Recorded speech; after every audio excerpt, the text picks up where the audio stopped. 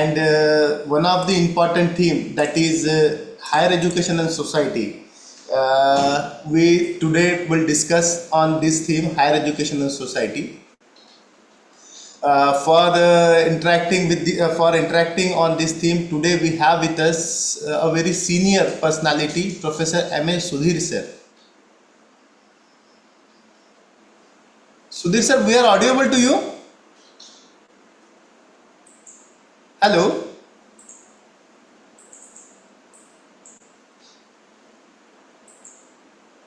Hello, Sudhir sir.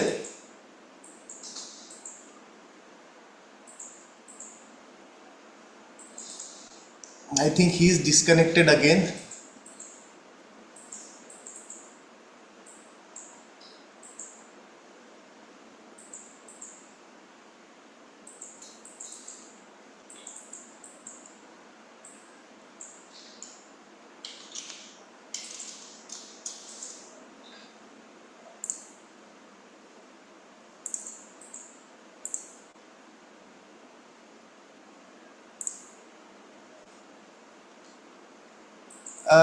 Professor Sudhir sir, I think there is some network issue. So if it is possible, you can put your camera off, sir. You are Off. muted, sir. Okay. Yes, Now yes. Now it is can okay, you sir. hear Now it me? is okay. Yes. So, Okay. friends, today for imparting this his knowledge of experience, we have with us Professor M.A. Sudhir sir. Sir, warm welcome you on behalf of the Malvi Mission Teacher Training Center, Sant Gadge Baba, Amravati University, to this flagship program. Friends, this theme, that is higher education and society, the higher education play a very crucial role in the socio-economic development of society. Not only the socio-economic development, it will decide the national development agenda also, and without the engagement of society or the community, the higher education will be incomplete. So this is very important and crucial theme, and for discussing today we have with us Professor M.A. Sudhir sir. Sir has more than 42 years of postgraduate teaching experience.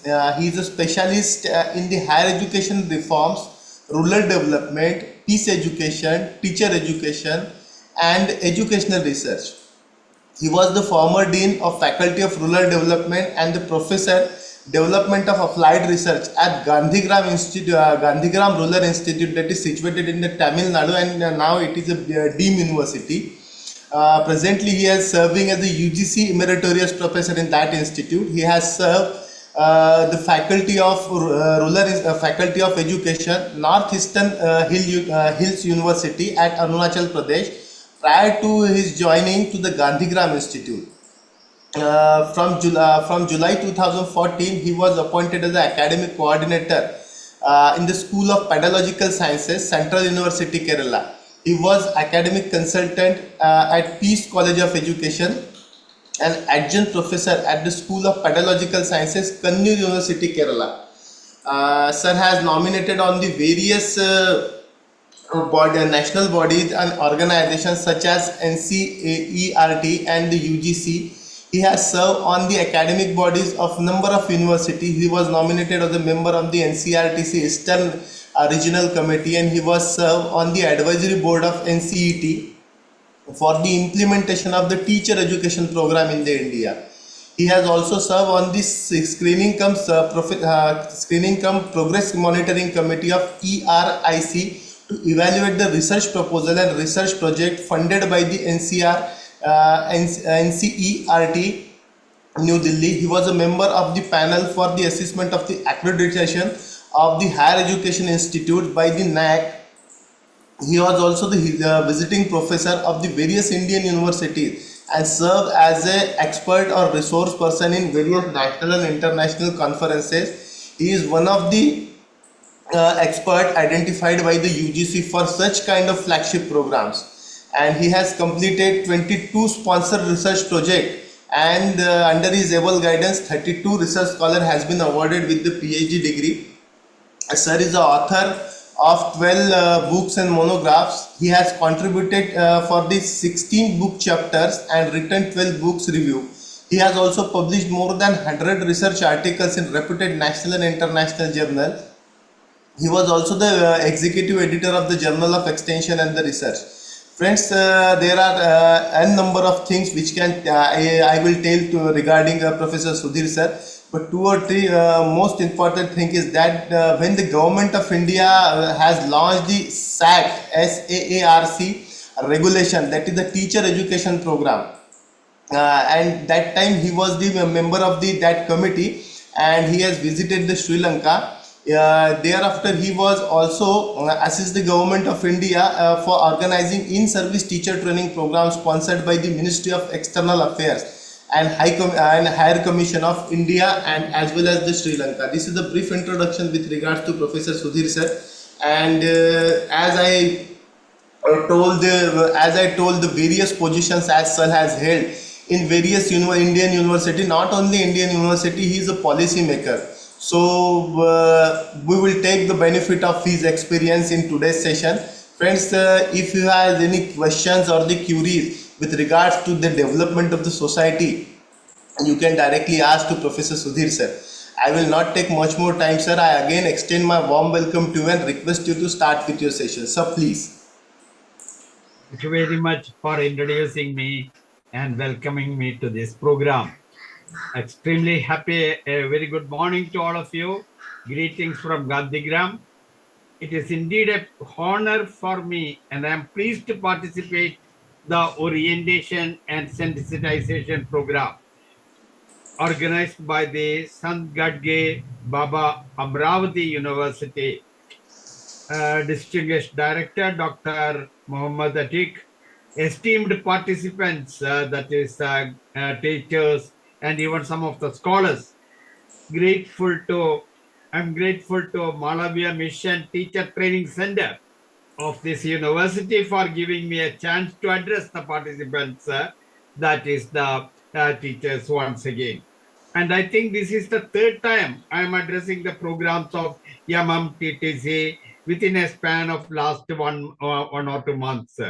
That is, I am so happy that they are conducting, this university is conducting a very effective program for empowering the faculty, that is the teachers and scholars.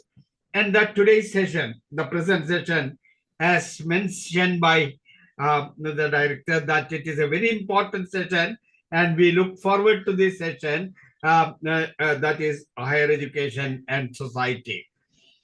That is, we shall deal with the various aspects, that is the goals and components of higher education in the beginning, and then we will also look into the NEP 2020 and the vision of NEP 2020 and prospects of NEP 2020.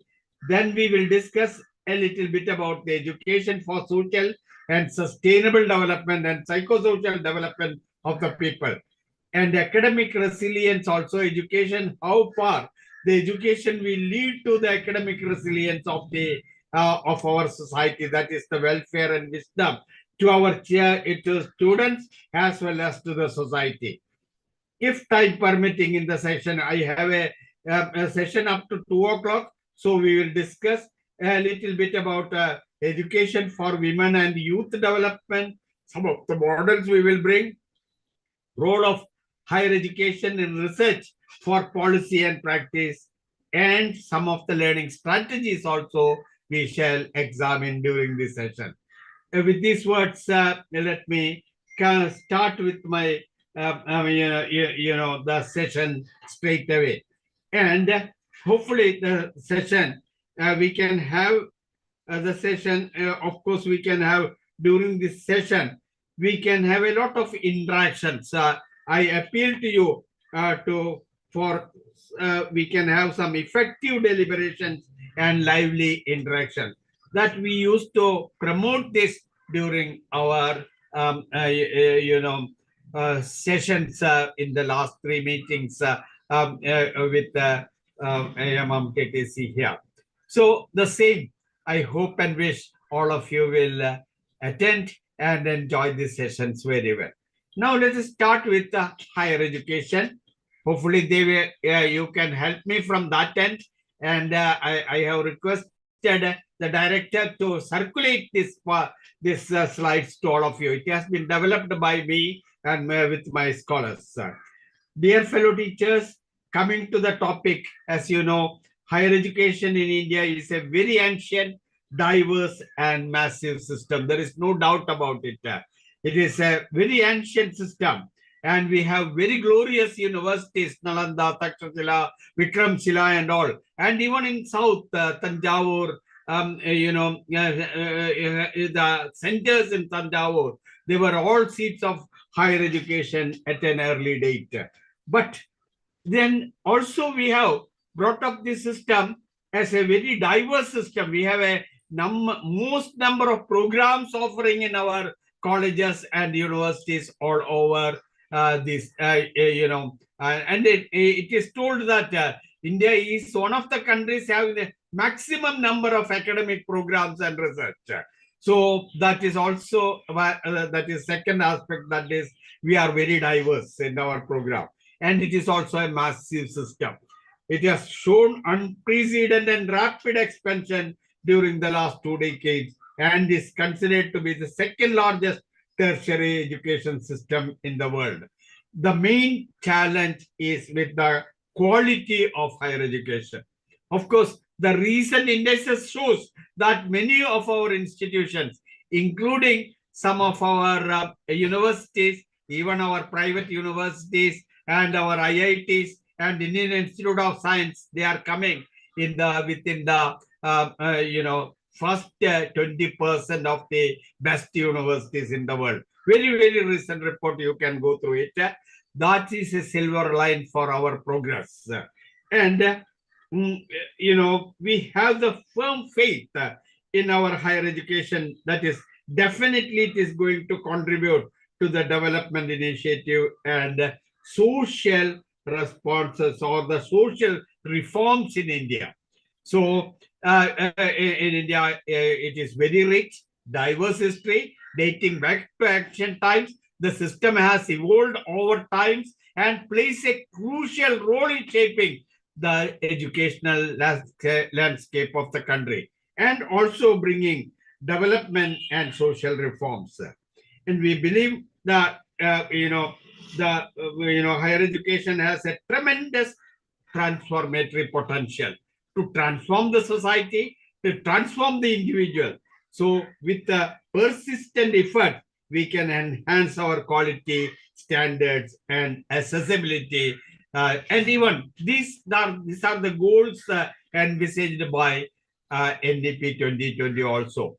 Our crucial objective now is to find a way or to bring our tertiary institutions as the best and quality and best in quality and standard along with other institutions in the world. Now coming to the components of that is we will examine the goals of higher education.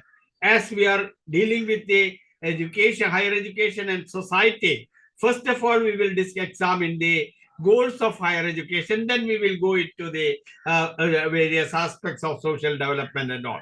So first one, the next slide, can you bring it to me? That is goals of higher education. That is the goals of higher education. I will say that we can have, of course, we are all involved in the teaching learning process of in our classrooms. That is well taken. Every one of us, we are very rich and we are the world's best teachers are in our colleges and universities, we agree. But beyond that, the goals of higher education, you can take it for granted. That is, one is for the advancement of scientific knowledge.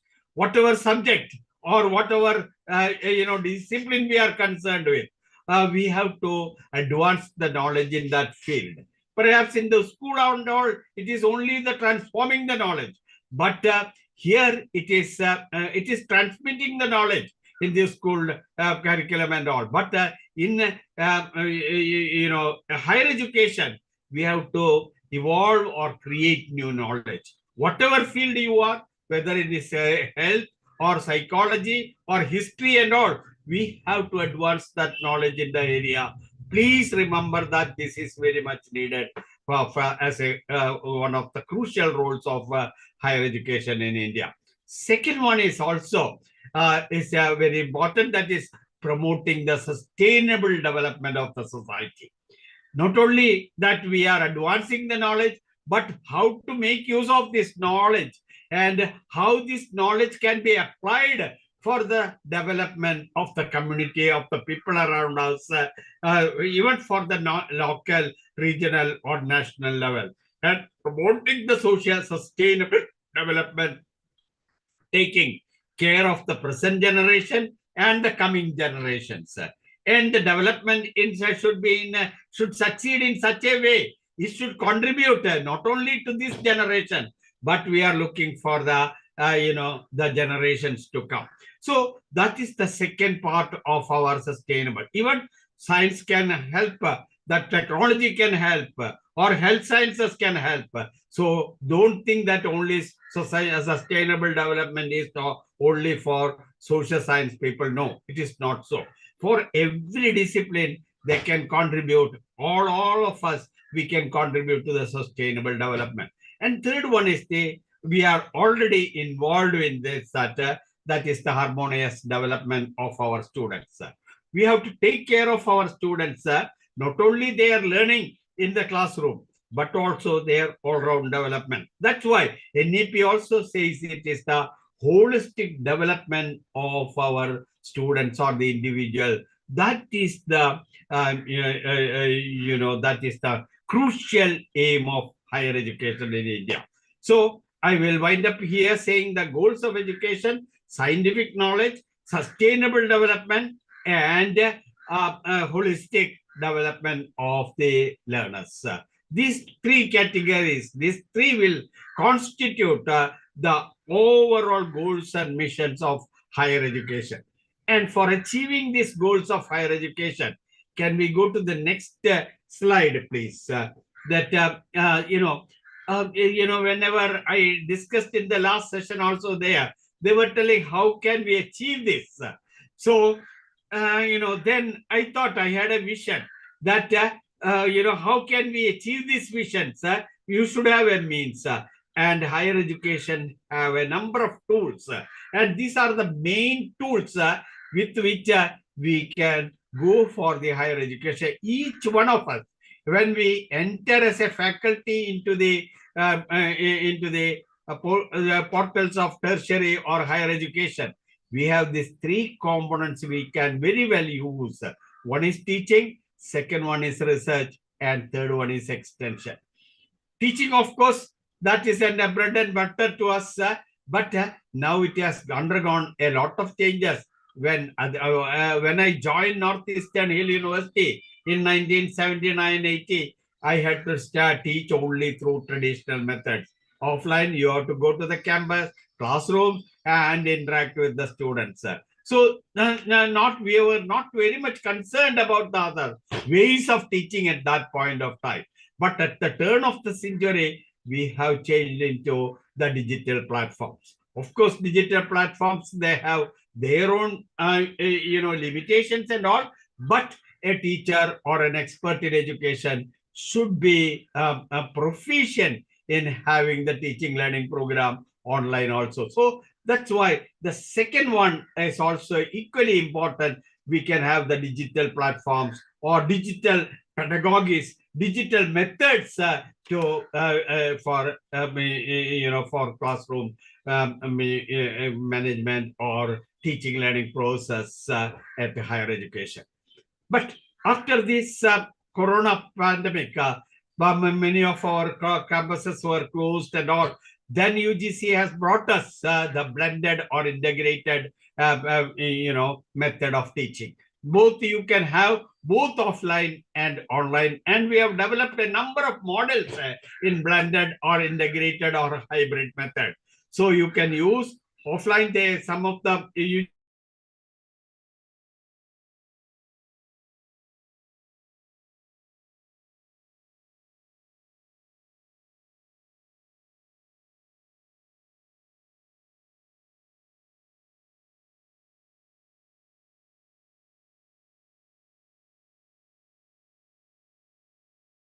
UGC norm says 60%. So we should be proficient with the of learning and teaching. Components of higher education. Hopefully you are able to hear me very well, isn't it?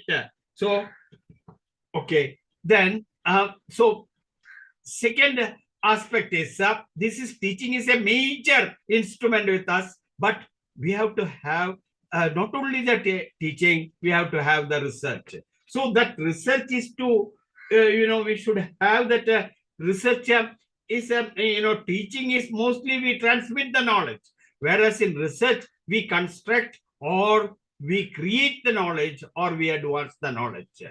And in the words of Dr. Abdul Kalam, the late President of India, he says the research should go with invention, innovation, and development. These three aspects should be there. It is not only, of course, research is mandatory to get a PhD or MPhil pro and all, degrees and all, but beyond that, we should see that research, how it is going to help us as a component of higher education. Inventions are to be there. It should bring innovations and it should lead to development also. So that is after Abdul Kalam became the president, we started having research and development wing in almost all the higher education institutions. So research should lead to development. That is the motto today. And third component is also very, very important.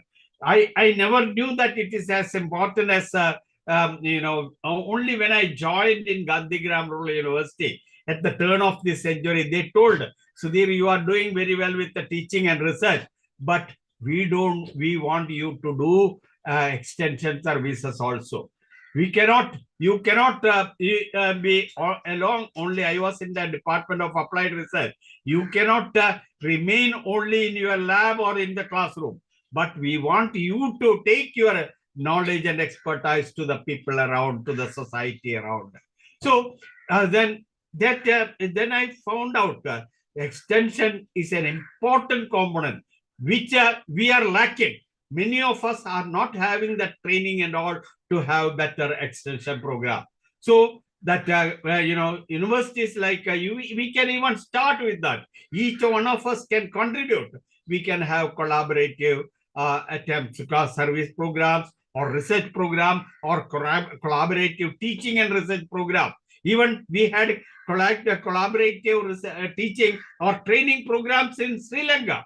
We have advanced it to the people in Sri Lanka, this sensitive and orientation program. We gave it to the faculty members in Sri Lanka in 2000, 2001 and all. So that time it was needed for that country. So we have, collaborated with the universities in Sri Lanka or institutions in Sri Lanka to conduct the teacher education, the teacher empowerment program. So collaboration now, UGC is also asking us to have more collaborative research projects. You can have collaborative research projects with other colleges or universities, or even for foreign universities, or even from local institutions or NGOs like so many volunteer agencies and all. That institutions or industries you can take, hospitals you can take. If there is a provision, you can have collaborative research and training programs. This is also very, very important. And outreach programs you can have. That is from lab to land. That is, you can take that outreach. You can go to the community around and understand and undertake some of the programs that whichever is needed, like some of the campaign. If there is a peace, there is a conflict and violence, you can have peace education programs there. You can have women empowerment programs. So these are all outreach programs. We can take it up, and even we can have environmental programs like tree plantation and the protection of the flora and fauna and all. These are all outreach programs. Even with the scientific aspects also can be taken up during this outreach program. Then we can have service program that all of you must be offering a number of service programs, that is NSS and other programs and all, campaigns, medical campaigns and all. These are all service programs, needed for the welfare of the people immediately who are around us. So I will say these three components of education, these are very much needed for the for the society, for the development of the society, or for the to take the knowledge to the field, the knowledge to the people and to the society. That's very, very important. I have given these discussions here: components of higher education, teaching, research, and extension. I have already discussed. We can go to the next one. We will now leave this goals of higher education. Now we will go into the NEP Vision 2020 vision, and this orientation in sensitization is mainly meant for this NEP, to sensitize the NEP recommendations and reforms. So we can say that NEP 2020, they have envisioned the higher education system that is it should be rooted in Indian heritage and those. That is why we should have a number of indigenous knowledge, Indian knowledge system and all we have built into them, because our students are not, they should not be aware about our heritage of India. So the the program should not be like, we should not bring from the knowledge from elsewhere. So we have to cultivate, or we have to make the culture, tradition and all known to them. And the those of the society also should be taken, or that should be the main matrix for developing our curriculum on programs in higher education. So that's why it is rooted in Indian heritage system. Second part is equitable and vibrant knowledge society. You should, the knowledge should be spread over, or should reach all the people, and that the knowledge society, the capital is of the knowledge society is it has the social capital, it has the human capital, but it is based on the knowledge system. So it should be a vibrant knowledge system. Everybody can make use of that, can have that knowledge and make use of that knowledge for their own development and the development of their family or their community and all. Then providing high quality education for all. It is not, we should not make that dividends in education. That is, some universities, some colleges are having poor quality education, or some people, some of the places, they are having just the nominal type of education. That should not be there. The NEP envisages that all of we should have a high quality education to all the people all over India. So the vision is making India a global knowledge superpower. Hopefully, if you have a class on this, I am happy over it. Anyway, I have just indicated some of the yardsticks or the main aspects of NEP 2020, its vision. Then go to the next one, next slide. We will discuss or examine the prospects. These are the vision, but we have to look into the prospects of this NEP 2020. That is, first one is, of course, to revamp the higher education with the global standards. It gives a roadmap for reforming and refining higher education with the global standards. We are all in that task to quality with the higher education with anyway on par with anywhere in the world. So revamping the higher education with the global standards, this is one of the important vision or prospects which is keeping here, which is with us. That is, we are making that by 2030, we should take the initiative. By 2045, our institutions will have global standards. All of them will have a very high standard, global standards, and our students will have such amount of knowledge and skills. They will be on par with any student anywhere or any scholar anywhere in the world. Some of the aspects I have discussed, they have also envisioned that a multidisciplinary, flexible and liberal approach. Many of our institutions nowadays, they are struggling with although universities and colleges may be a multidisciplinary institution, but we are not using that multidisciplinary system. We are not philosophy means they will not have any connection with anthropology, sociology, or science faculties. They will be an isolate in themselves, like education, physics, chemistry, all of that. But this NEP 2020 envisions that we should have multidisciplinary programs. The students should be able to take advantage of the various disciplines offered in that university of the college and make up their potential. So and it should be flexible and it should be a liberal approach. Then second one is the National Research Foundation and Research Ecosystem that we have already established with the 50,000 crore rupees. We have already established this National Research Foundation. And all the researchers in India will be funded by this NRF. It is already constituted and it has come into being. Only thing is now the should give the elaborate funds to research or curriculum and even orientation programs like this. And it should be a national body. It is not like our UGC or ICSSR and all. It's going to be a central body giving the funding or support for making the research all over India in all the universities and colleges in all disciplines also. Earlier there is a feeling that they are not giving much importance to humanities, social sciences and all. Now with this National Research Foundation, we are going to get enough funding or support, financial support for our research. And also we have to develop the research ecosystem in our colleges and this universities. Research ecosystem means it is not only conducting projects, undertaking research, PhD or MA or MPhil programs and all. It should develop research seminars, research, should have a provision for publication of their research, utilization of that research and all. So that's very, very important. So that is the second part is also very, very important. That is research ecosystem.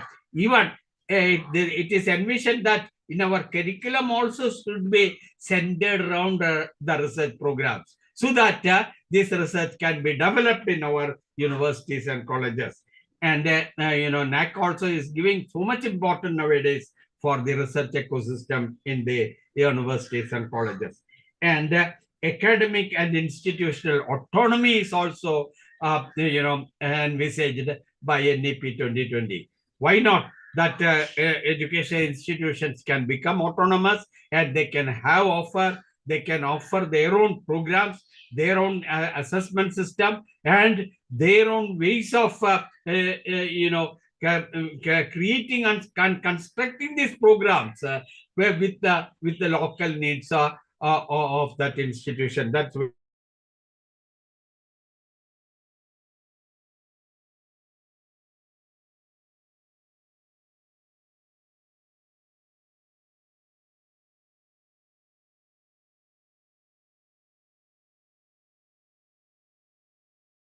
very, very important.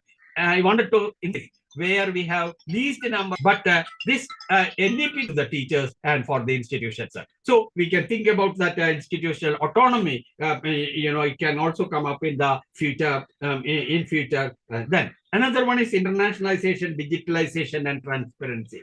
We can have the programs in we can have the campuses and we can have exchange program of our teachers and students all over the world. With other universities, we can have the exchange programs so that we can have digitalization so that our students will be open to any knowledge system through these digital platforms. And there should be transparency in getting into whenever we are launching the higher education programs. Then we will need outstanding faculty, effective faculty development programs also. We wanted to have very trained, qualified faculty. That's why, we are prescribing the faculty indicators now. And also, all on a sudden, the NEP, after the NEP 2020, we have launched this orientation and sensitization programs all over the country, so that we should have the faculty development program going for the empowerment of the teachers or the scholars all over India. Then lastly, that 5 pillars of NEP 2020, please take note of it in prospects. These are all, may not be there now, but in future, that is as a prospects I am telling, accessibility, affordability, accountability, equity, and quality. These are the 5 pillars envisaged by this NEP 2020 to strengthen and to improve the quality and standard of higher education. So that's all regarding the NEP 2020 and vision and mission of our higher education system.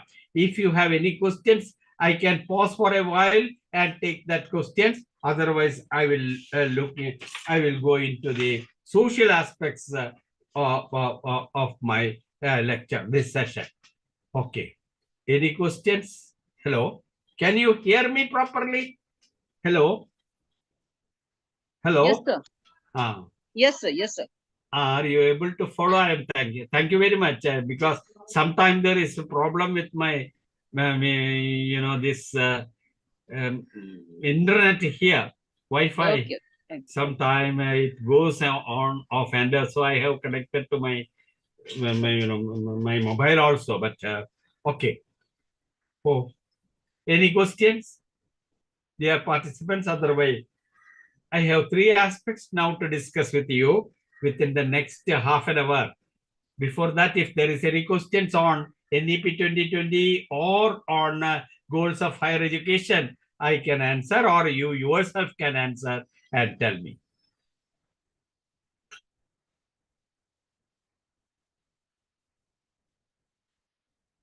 So, dear friends, we have 3 important aspects I am going to discuss in the next 10-20 minutes.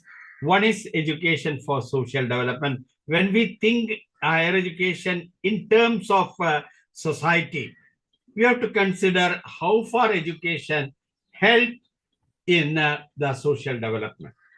That's first aspect. Second one is sustainable development goals. How can we attain the sustainable development goals through higher education?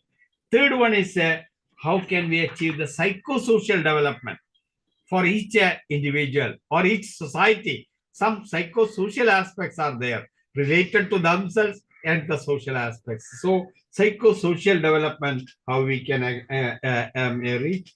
And also, if time permitting, I will discuss about education for social action also.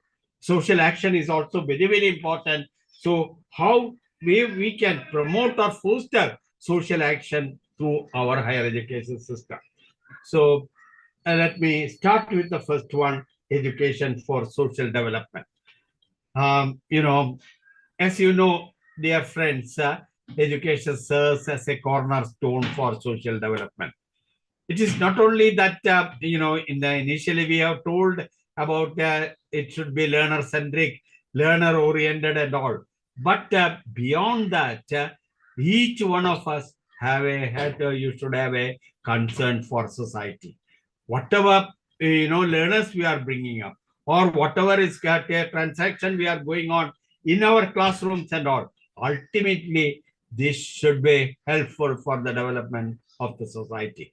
That's very, very important. So that is why they say that education serves as a cornerstone for social development. It's a cornerstone. Of course, there are other cornerstones like technology and other things. But education is a vital means. We bring the people into the social development programs. So that education should have that ability or the to follow that.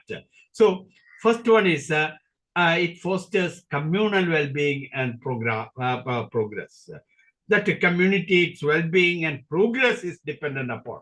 If you develop that knowledge and skills and all, that our skilled manpower, trained manpower and all, these are developed in our classrooms, but they are going to help the society in our industries, in our factories, in our schools, in our education institutions, so colleges and universities, that the trained manpower is flowing. So if we are lacking that quality, then it affects the system or its progress. So that's why it fosters communal well-being and progress. It emphasizes collective as well as individual gains. It's our college or university, it is a microcosm in itself, because it has tremendous potentiality, or a collective manpower it has to help the development of that area. Or even there is a saying that the institutions, the higher education institution, should shape that the people or their welfare around. So that is the well-being of the people. It should be seen through the progress of our education institutions, and also individual gains. So both individual, it is not only the trained manpower, or we are making our students learn and all, they are getting degrees, they are trained, qualified and all, but they serve the society, and the society is also gained not only through the learners. Even we develop gadgets, we develop instruments, we develop protocols and all. During Corona and all, we had a collective manpower, which were collective action we did. So through the higher education, making the people aware of it. So that is also a collective as well as individual gains are very, very important. Then third one is it empowers students with knowledge, skills and values. I need not explain it. So the knowledge, skills and even proper values are also important. Not only the knowledge and skills, but if he is if doesn't have proper values and behavior, sometimes he will create a problem to the society and to himself. So all the three aspects should go together. It facilitates active participation in society's welfare and growth. So, society's welfare and growth, that is very, very important.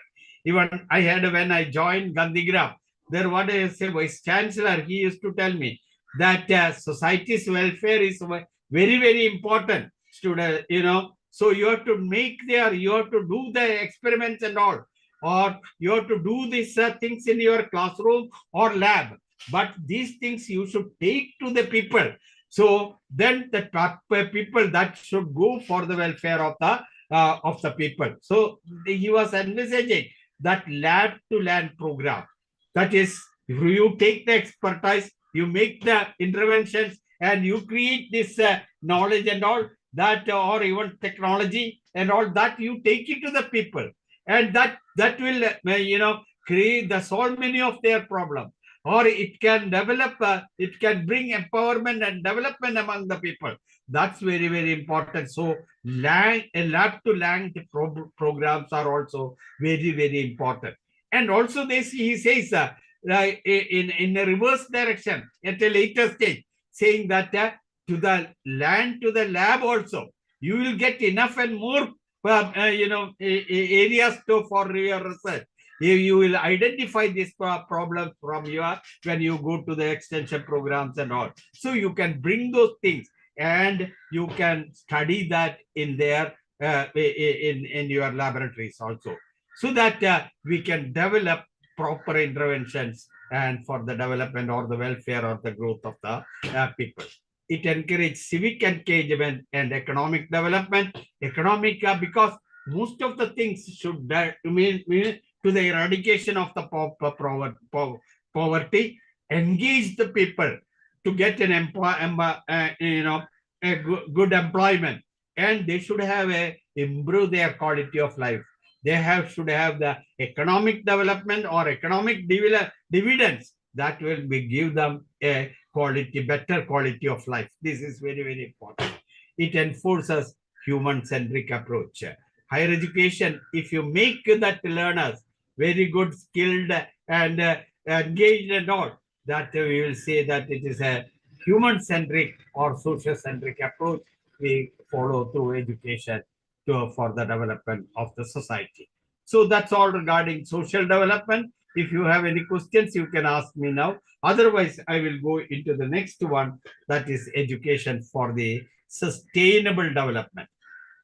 That is higher education, how it can become a sustainable development, not only for the development of us or the people around now, but for the generations also. Higher education institution can become microcosms of the society for generations to come. That is, they depend upon our higher education system. It transcends academic knowledge and professional competency. That is one thing.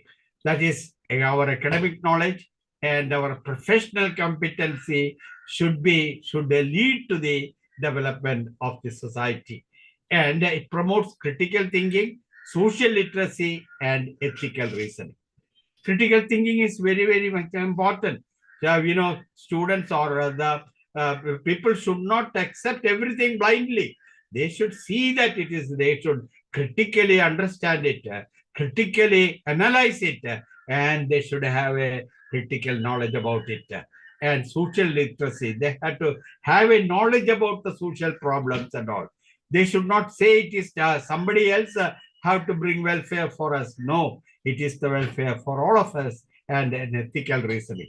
Why I am doing, why the society is also important for the development of the individual also. That ethical reasoning also should be built up.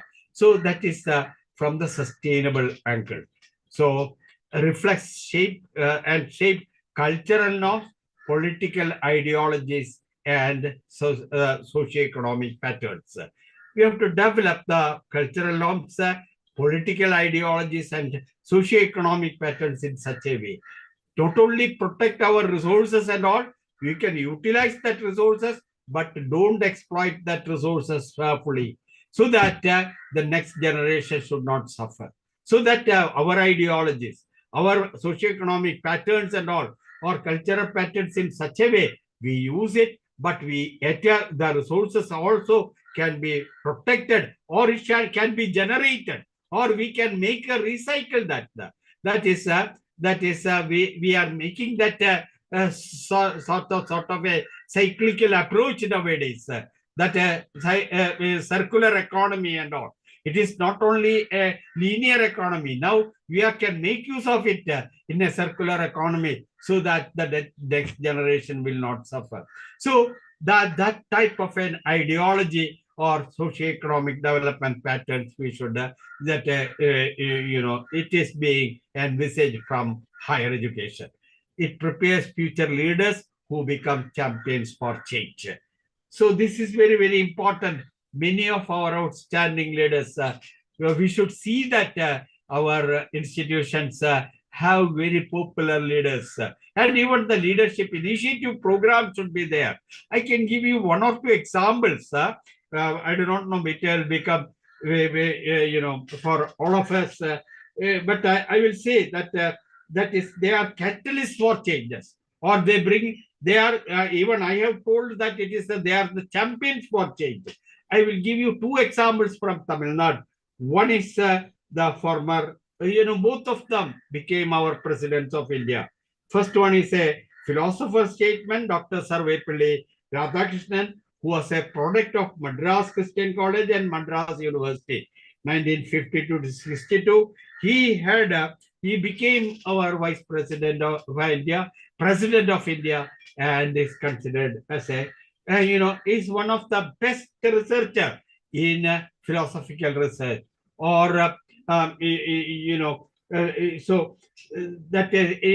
an outstanding teacher also.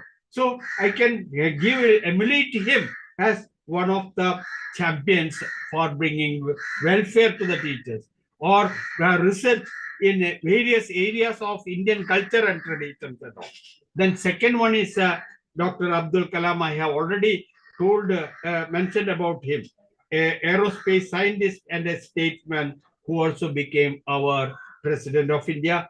He was a student of St. Joseph's College nearby to my university, and in 1954 he was there, and he studied BSc Physics.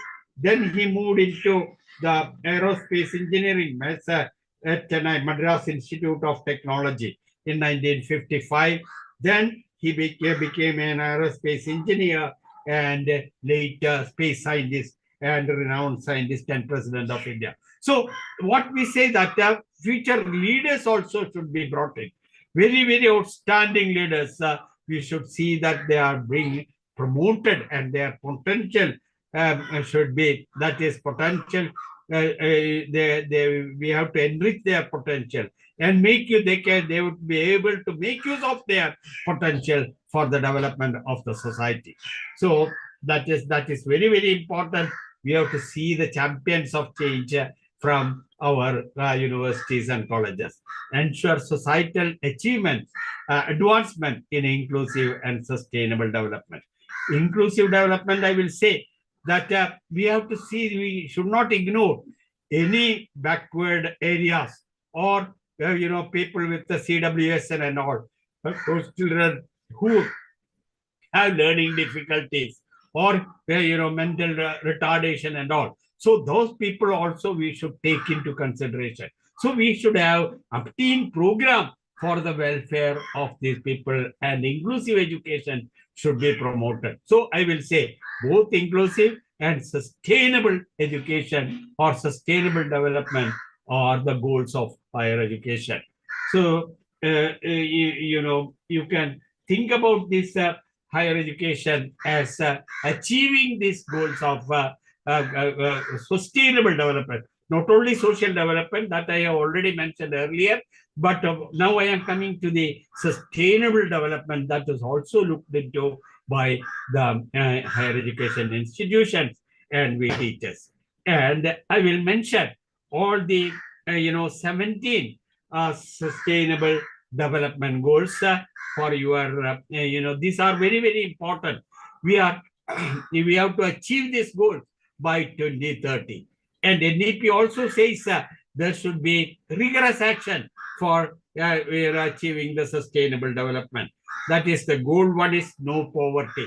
That is, by 2030, eradicate extreme poverty for all people everywhere, including India. India is we are not able to reach that. Hopefully by 2030, we will be able to reach that. Our poverty eradication is not that far successful. So we have to make more and more programs for the eradication of poverty, dear friends. Second one is zero hunger. That is goal 2. End the hunger, achieve food security, and improve nutrition.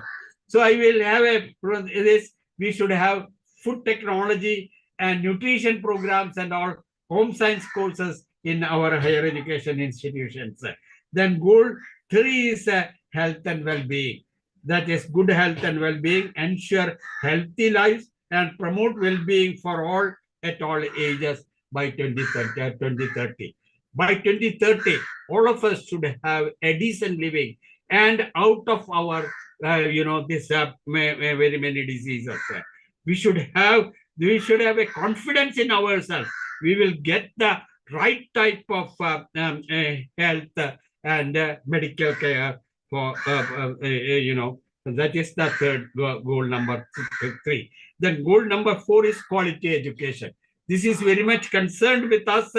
That is, ensure all the girls and boys complete free and equitable primary and secondary education by 2030. NEP also envisages we should have more than 50,000, 50% of our people should go beyond our graduation level by 2030. So quality education is very, very important. Then goal number 5 is gender equality. To achieve gender equality, empowerment of girls and women is also very, very important. So all these goals we should take into consideration when we think in terms of higher education and society. Clean water and sanitation, that is the goal number 6. Many places, even including Gandhigram in Dindikal and all, we had problem with getting clean water and all. But we have to preserve this water. How to protect this water? How to store this water? This is very, very important.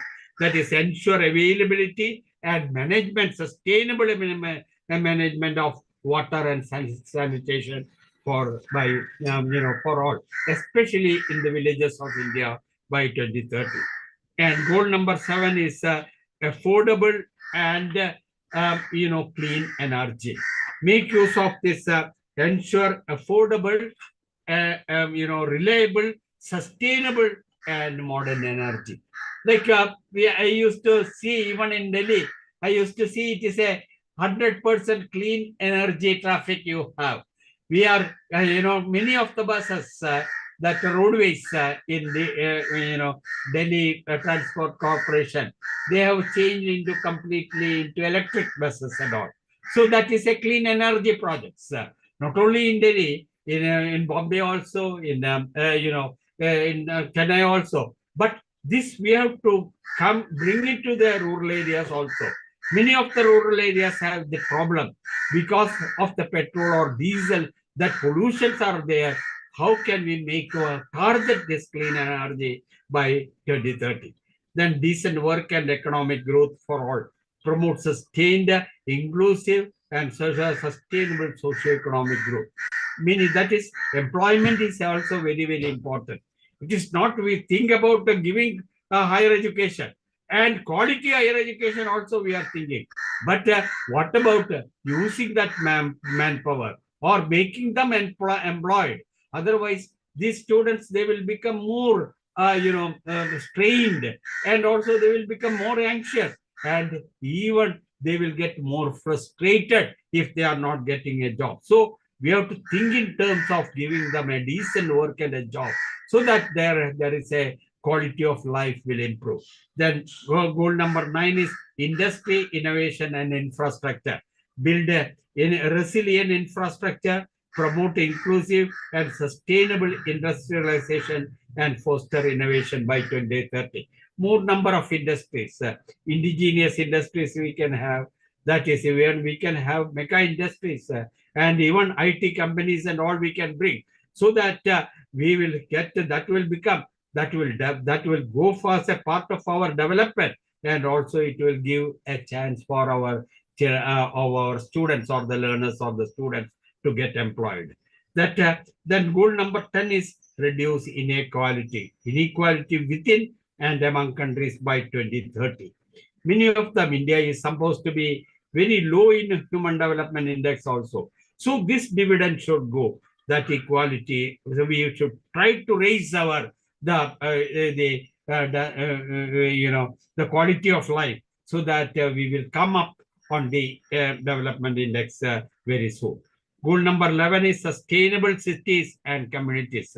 Make cities and human cities settlements inclusive, safe, resilient, and sustainable. Very resilient ones, because many of them, when we go to the metro cities and all, we find that a lot of slum and very dirty areas, full of polluted areas and all.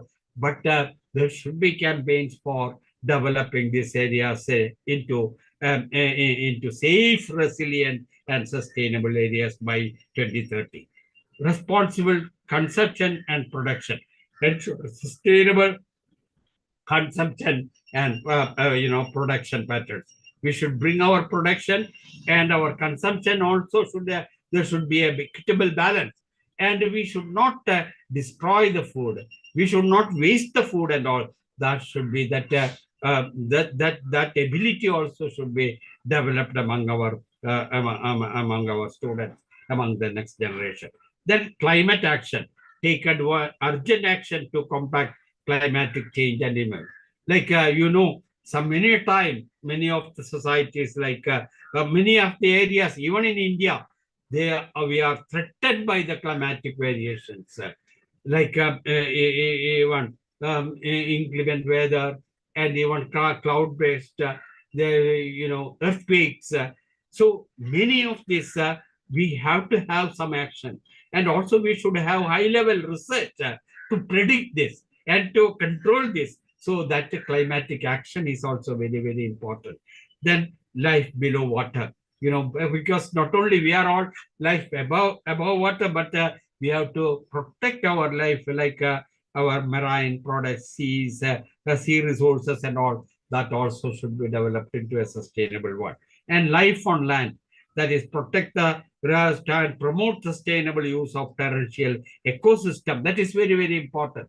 Don't think that we are the only people, enjoying the ecosystems in the world. No, we have to take care of the other plants and the animals also. And peace and justice, that is the sixth one, is also very, very important. Try to go for peace and inclusive societies for sustainable development. Peace is a need for the sustainable development. So development and provide to peace and justice for all. I will give you an example because in Gandhigram, as I am working there, even now as an emeritus professor, we should have the peace brigade. We have that Shanti Sena system. And our students, when they come into the university, they can enroll in this Gandhi Sena system. And even that will also, they can earn some grades in that. So next 2 or 3 years, and they will take care, they will take part in case there is a need for sustaining peace. In areas there is a conflict or there is some destruction, there these police brigade volunteers are ready. So that's why all our institutions should also promote the peace education.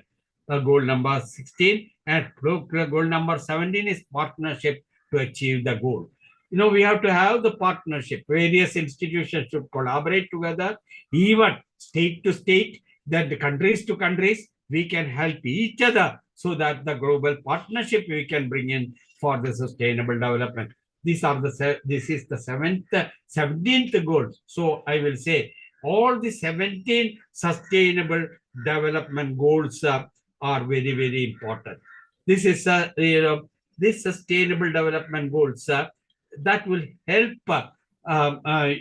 Although this is it has been developed by United Nations for all the countries, but how to work it out and how to achieve this sustainable development goals, we are not very well ahead now, because in some of the, especially in education, we have gone far ahead. But in poverty eradication and other aspects, environmental system and all, we have to achieve a lot during the next 5 to 6 years. So that's very, very important. We can look for that.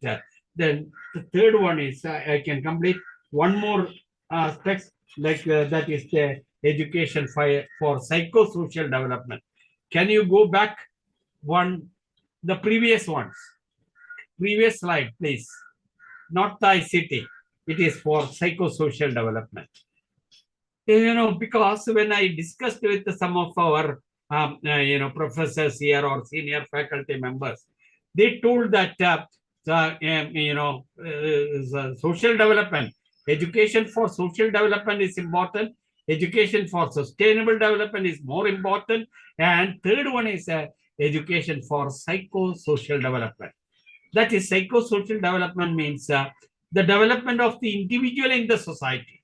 Not only we do not go for society as such, but each individual also should be taken care, and their needs and their demands that should be fulfilled. So under these 4 aspects we have seen, one is the early childhood care. So we may say higher education has nothing to do with the early childhood care. No, it is not that. We have to train the teachers, we have to tweak the resources, and we have to do a lot of research for the education or the development of the young children. So that early childhood care is also one of the important aspects of our socio-economic, psychosocial development. Initial foundation of psychosocial development have to be built through interactions with the parents, caregivers, formative schooling and all. And even during the freedom struggle also, they had given more importance to the education of the preschool children, or the nursery, or the balwadi, or the kindergarten system of education. We were giving more importance. But that education of those children, the health care, the education, and the welfare of these children should be taken care by the higher education. For instance, if we have to train the teachers for the early childhood care, that is the, our own students, we have to train them and place them for the care of the younger children. So that's very, very important. We have to take care that we have to understand them and what are their needs, what are their demands, and what are the training program, even what type of research is needed into this. So this is very, very important. So early childhood care is very, very important. Second one is the adolescent care. Many a time we ignore the adolescents, the pivotal stage when they come to the, even to the universities or the colleges when they come. So that stage is a very crucial stage. We never think in terms of the development of the self of that student and how we interact with the system. We only take in care that self with our knowledge system, but it is not so. He has a social system, he has his parents, his community, his peers and all. So that adolescent development is very intriguing. Sometimes if you know, he may be a very brilliant student because of a lack of guidance there, or lack of, he are not getting the right type of direction and all, or he is not put into to the right track, or he get into wrong companies and all. So there will be a lot of adolescent problem, and he will become, there is every chance he may not be able to correct himself. So that's adolescent studies and problems are also very, very important from a psychosocial development for the higher education. Then adulthood, of course, the continuous process of learning shapes a more refined societal engagement through higher education. The professional training is very, very important, promoting and well-adjusted adult psychosocial identity.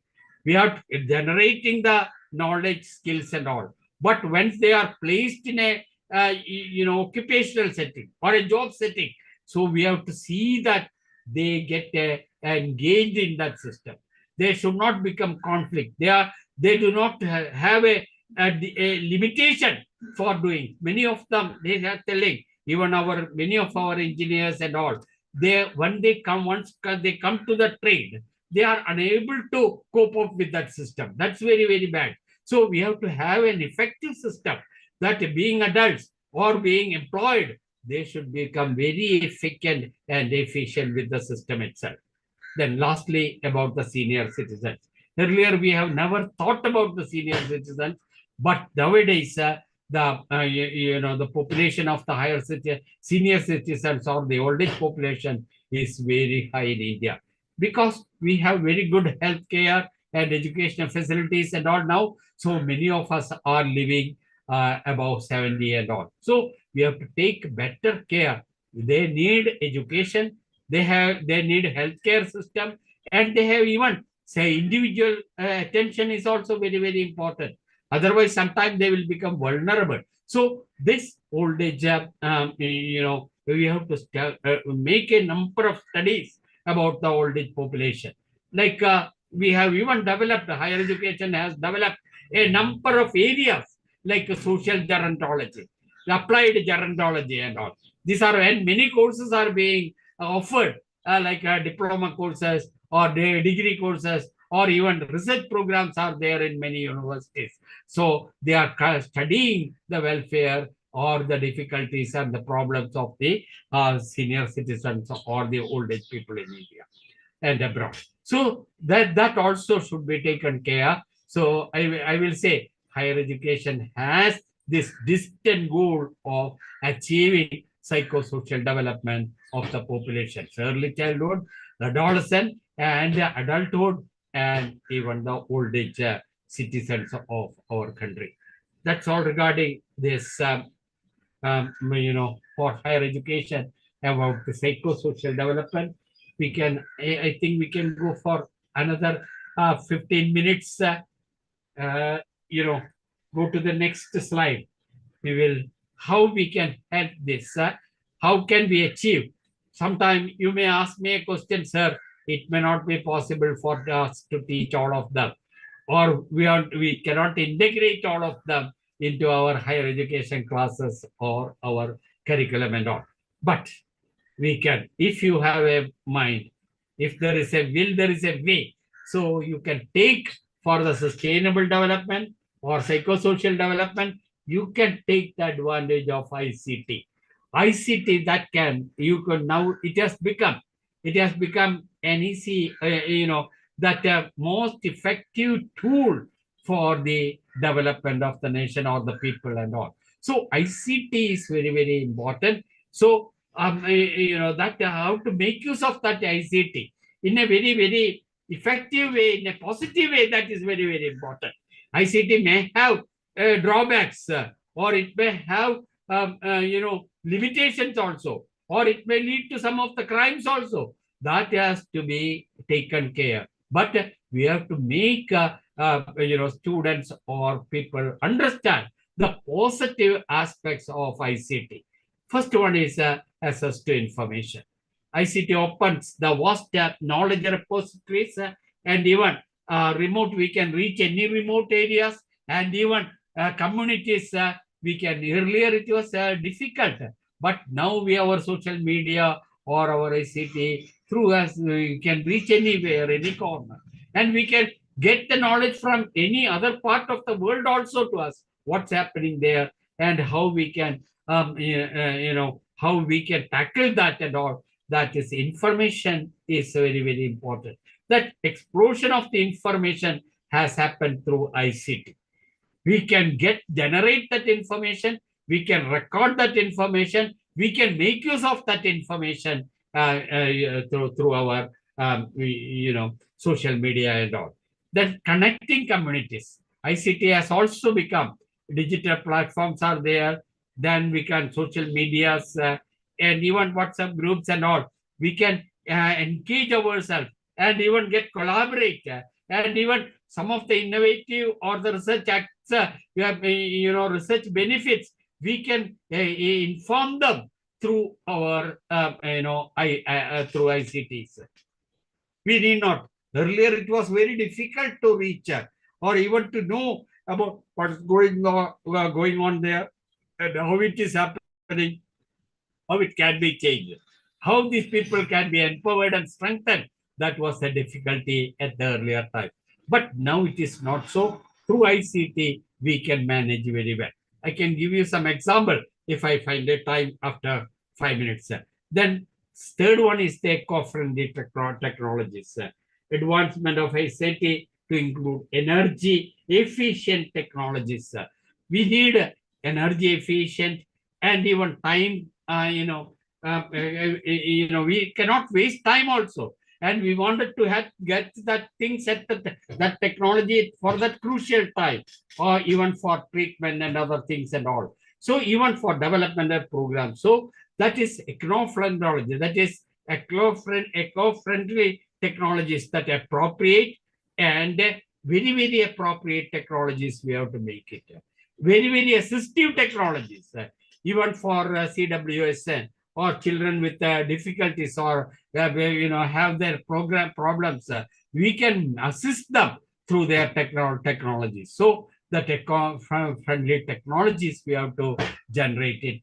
So I will say that ICT has become a very good boon for making this higher education more effective for societal development or sustainable development of the society. So higher education society, this can be blended through your ICT program.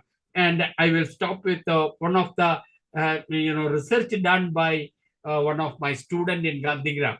He is a principal, was a principal of Loyola College in Chennai, Amritam, Joseph Amritam.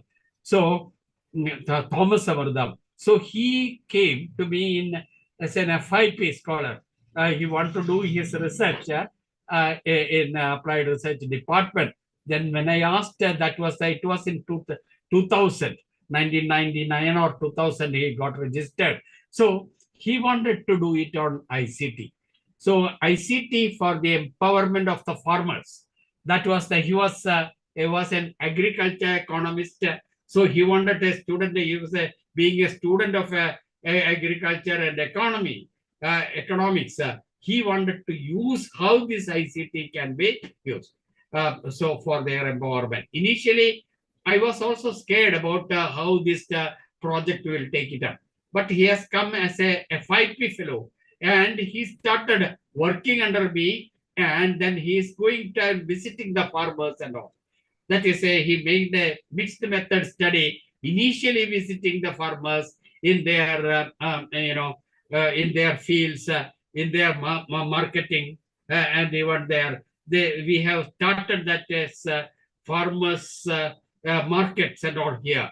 That is, so he started analyzing their problem. He went and started a survey of these people, interviewing them, observing them and all. Then also he started having that time also they were using some gadgets. So some of the mobiles and all they are using. And for what they are using, he identified from them.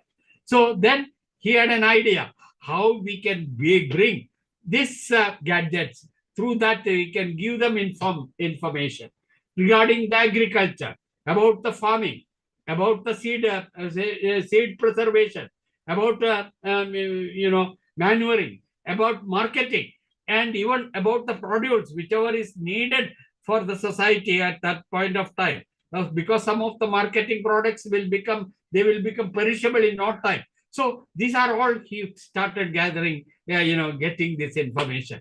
Then he started he made some forums, and through that he gave them even enough and more gadgets also, and he had training program with the village knowledge centers. That time in 2000 we started village knowledge centers. So he used to bring these farmers out of their cultivation time, their farming time. They will be brought and they will be given these gadgets, and they will be given training in operating this ICT and making use for their own benefit. So that it went on 2 to 3 years. He worked on them, and then he found that those who are having these gadgets and those who are using the ICT, they have become better, knowledgeable, and competent farmers. So then he found that this ICT and it's a right type of application can empower the farming community. Even not only that preserving that farm products, marketing that product, and making it reach to the people in good order. These are all possible through you making use of the ICT. He got his PhD, and eventually he became the principal of ICT. Loyola College, Chennai. Now he is here after his retirement. He's a matron here. Okay, so that's why I wanted to highlight that one. That is Thomas Amardam study on ICT for sustainable development. And also there is another Dr. Hilaria Sundari. She has used ICT for the development of the women. That I will take it up a little later if you want.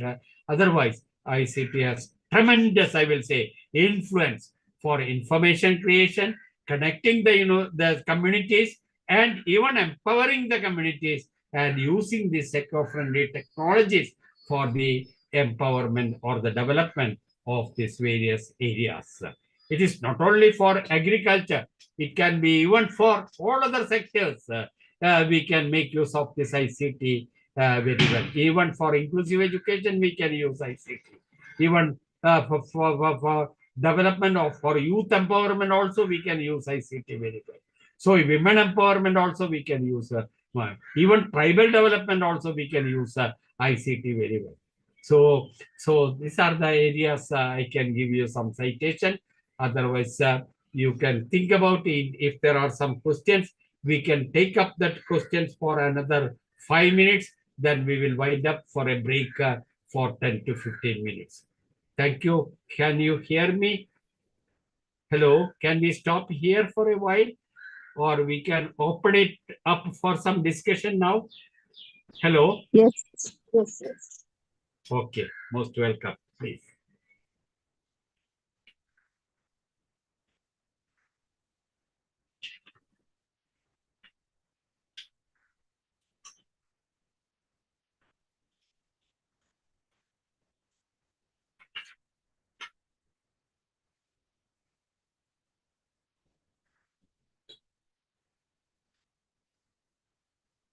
So I don't want to go to the next slide because it is already 12:30. If you have some queries, we can have discussion. Otherwise, we will break for 10 minutes. Then we will come back and we'll go into academic resilience and quality in life. Please.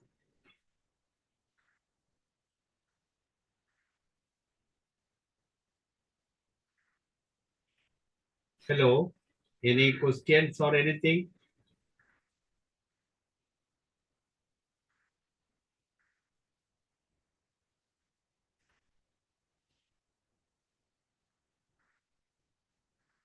Hello. Hello.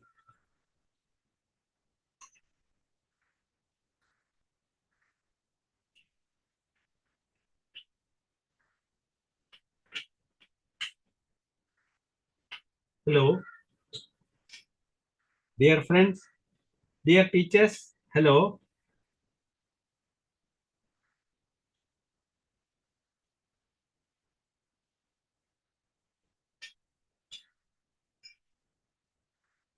Hello.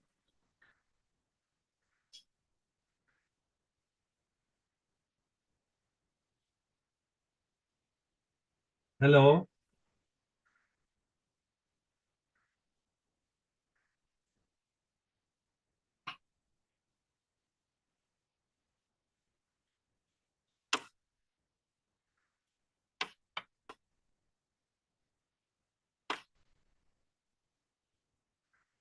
Okay. Thank you. Thank you. 10 minutes break. Okay.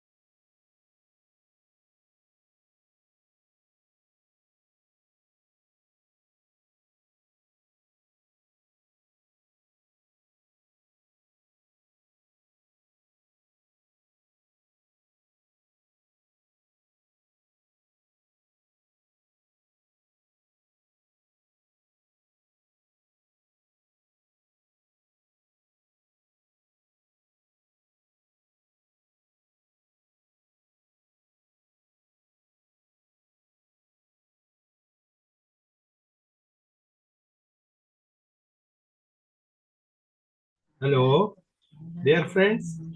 Is it time for to start? Hello, hello, hello. Hello, sir. Hello, Nilima. How are you? Can we start now? Hello. Yes, sir. Yes. Okay. Everybody joined, then we will start right. We have to complete by 2 o'clock. I have another assignment at 2 o'clock. Okay, dear friends, if you have some genuine doubts or if you want to have an interaction, we can have another 10 minutes for that, or we can have it at the end also. What will you prefer?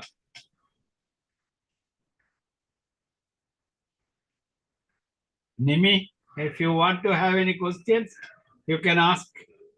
Hello.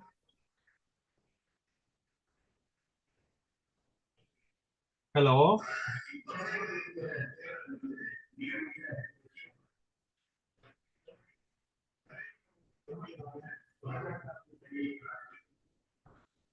Okay, we can continue. Okay, thank you. Thank you. There is some chat. Coming. Everyone. Yes, sir. We can continue. Okay, we will continue. Okay, thank you very much. I think we will continue for the next session. So that is second session.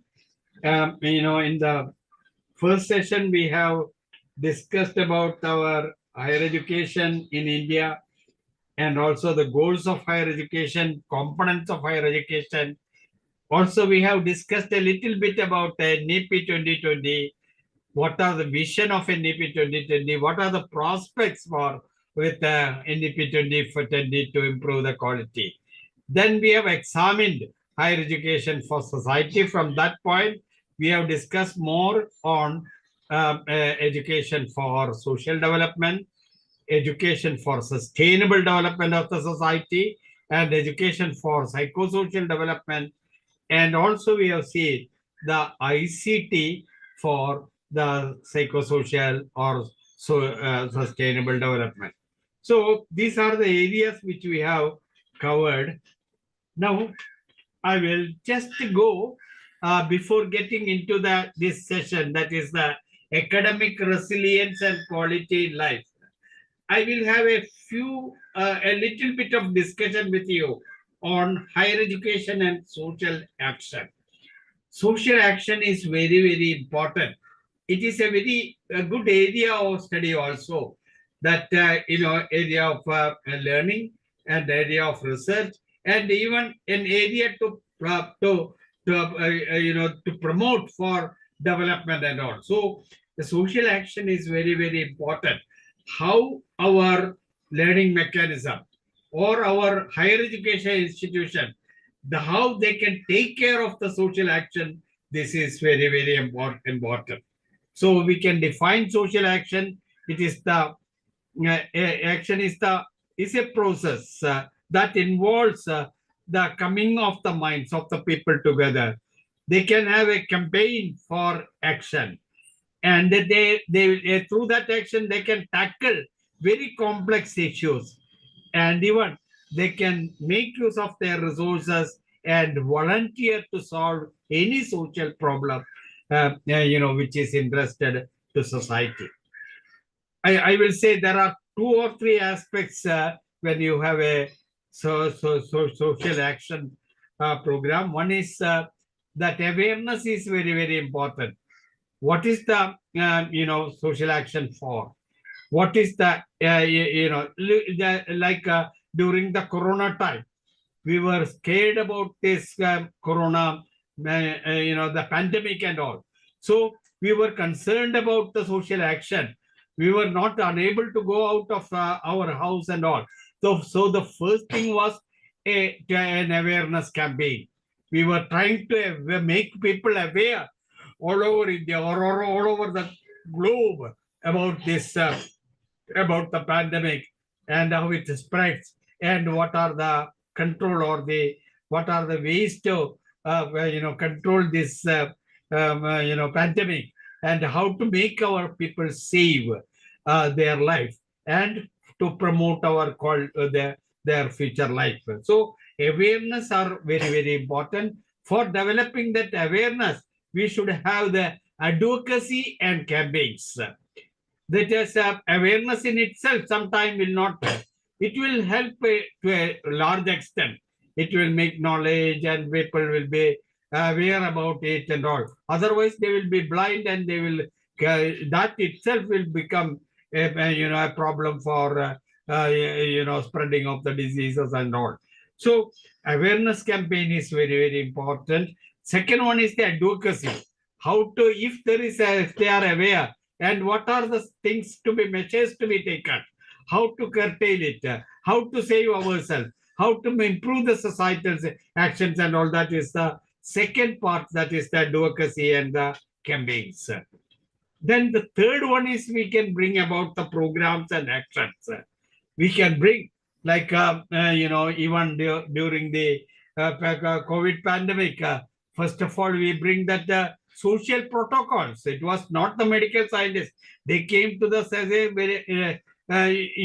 immediately. But beyond that, the conservation or the protection of the people first came from the social action, like a social campaigns we have, and we had social action, and we developed the social protocol, like like a social isolation, and even using the masks and keeping distance, and not have to have mass campaigns and all. So, and even the campuses, everything was closed.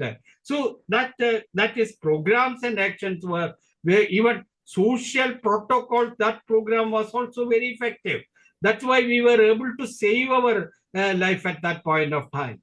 Then we can also, we have brought into the inoculation measures. We have to make that injection, we have to get so that we have to go through. We were making that massive campaigns for anti-inoculation for against this COVID pandemic. So even that also we have to give it in, not in one. It has to be given in the 2 or 3 sessions. So we have to make the people ready for that. So the campaign and action is very, very important. For all these things, research is also needed. Training is also needed, because through the research only we have to bring in the social protocols and all. We have to study about the pandemic and this virus and all. So from there, then also, developing the medicines also very, very important. And taking care and curing the people who have been already become, prey to the pandemic or to the corona. And also to taking care of their children or their families, that is also very, very important. So ultimately, it has led into a social reform or also social change and all. So awareness, advocacy or campaigns, then programs and action, and even social, it will bring the social reforms, and it will bring into social changes also. And after, because before the COVID pandemic period and after the COVID pandemic period, you can see even the changes which has come in our education institutions. Many of these platforms which I am orienting to you, it was not available that before the COVID pandemic. But at the time of the COVID pandemic and beyond the COVID pandemic, we thought that these platforms will be more profitable, and we can reach the people, but we can help them even to socialization, isolations and all are possible through that. So, and lastly, I will say the 6th point is in a social action is the social policies. We have to bring the policies for action. So it may be more aggressive or violent means, there also we have to take action. If there is a pandemic and all, there also we have to take action. And even sometimes there will be alcoholism or domestic violence and all, they have to take social action. Even if there is a student indiscipline also, we have to take a social action. So social action is very, very important. And this leadership initiative decision-making skills and all, that should be developed for proper social action. That is awareness campaigns, that we have to have the ability to make people aware. The right type of awareness. Wrong awareness will lead into long problem. Then advocacy and the campaigns are also very, very important. We have to develop some volunteer system and all. Sometime otherwise campaigns will become ineffective. And we have to have scientific method of action. That's the third part is very, very important. And now another one is we have to bring that what are the reforms or social changes which are coming up. And we have to make the social infrastructure and all ready for that social changes or social reforms. Finally, we can bring some policies which will govern all these things. So these are social action. It is the process of people coming together to improve their lives and solve their problem. And it is carried out by the people, and it is it may not be done for a profit. Sometimes it may be profitable also, it may not be profitable, and done with the good welfare activities. We have to have a very volunteer and good welfare activities. It can become a welfare program for saving the people. And also it may bring social changes or reforms, and even we can come up with well-being and policy decisions. So these are social action also is very, very important. So if I have missed it through my earlier sessions and through slides, please take note of it, how we can make the social action, how we can promote social action, immediate social actions at times for health activities, for political activities, and even for development of a place or people's calamities and all. How to bring in the social actions is very, very important. And we have a feeling that higher education institution can facilitate or can can enhance the social effectively. Very, very effectively we can do the social action, not in a very damaging or not in a very aggressive way. In a very, very constructive way, we can bring in social action so that it will become for the reforms of the society. So for this, we have to prepare our students. We have to prepare ourselves as teachers, and we have to prepare our students. That is also one part of aspects of social education, higher education and society I want to address. Then now let us come to the academic resilience. This is also related to that COVID pandemic and social action.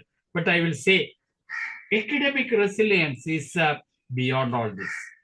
And it will lead to improve the quality of our profession, quality in our life, and it will bring a quality in our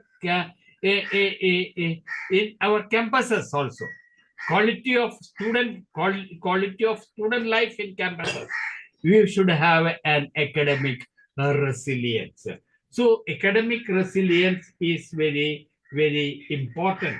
What do you mean by academic resilience? That it is a resilience means that it is a capacity to cope, learn, and thrive in the face of change, challenges, or adversity. Or if there is, it is the ability to bounce back. We should not become completely vulnerable to that situation. We have to make our students to come back, to bounce back to the normality. Even sometimes it will be the entire community in their nation or the entire people. During the COVID, we have to bring it resilience. We have to make them return to their society by careful planning and action. That is, the academic resilience means in our classroom, in our institutions. Otherwise, there will be so many problems for our society. Even sometimes knowingly or unknowingly we will create. Or even the students' problems, they will come up, it will come up by itself. So we have to bring back that campus into a normal stage. So that the earlier the better. So that coping up with that situation and bouncing back to the normal communication, to the normal conditions, or recover and rebound from the adversity to a normal condition, that can be termed as the academic resilience. And especially in academic situations, it may be related to the a PhD scholar's problem. He may get lost all on a sudden, but it is our duty of the guide or to the department or to the institution, bring back that scholar into normalcy so that he can continue his work and he can contribute his research to the welfare of the people. So that this is academic resilience is a need of the hour, I will say, and there are various. This is a positive aspect. It is a protective and positive aspects related to any calamities.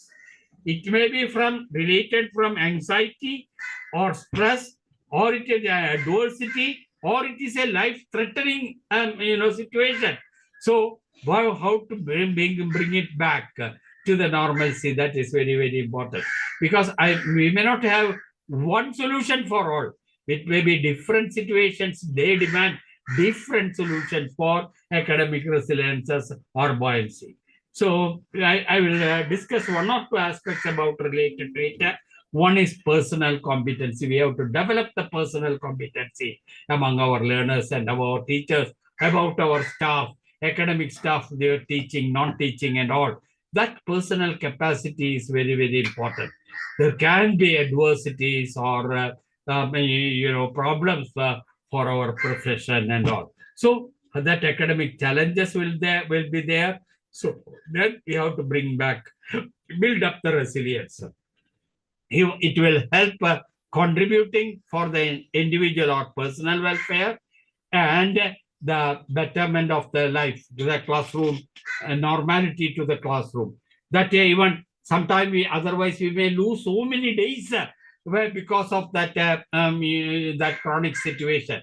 If the academic resilience is there, we can bring back that normal situation and we can promote our academic activities in order.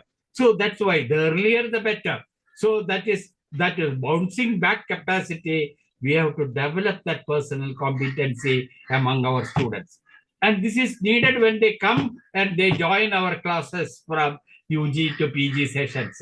Even sometimes they will have this problem when they in their studies. Not only sometimes it may not be immediate. It may be due to their future studies, or when they get into a profession, or when they get into their life, or it may be the existing in their life or their family. It may happen. So we have to generate and develop that personal competency for academic resilience. Second one is the educational excellence is also very important for fostering resilience. We can think you can aspire for education. You can have this competency. Through this, we can have an earning or a profession, or we can help the people and we can come into the campaigns and all, so that we will forget about our negative aspects. So that positivity has to be developed through our educational excellence. That is very, very important. Then third one is societal welfare. Resilient learners are adaptable, equitable, and contributive to this. That we have seen.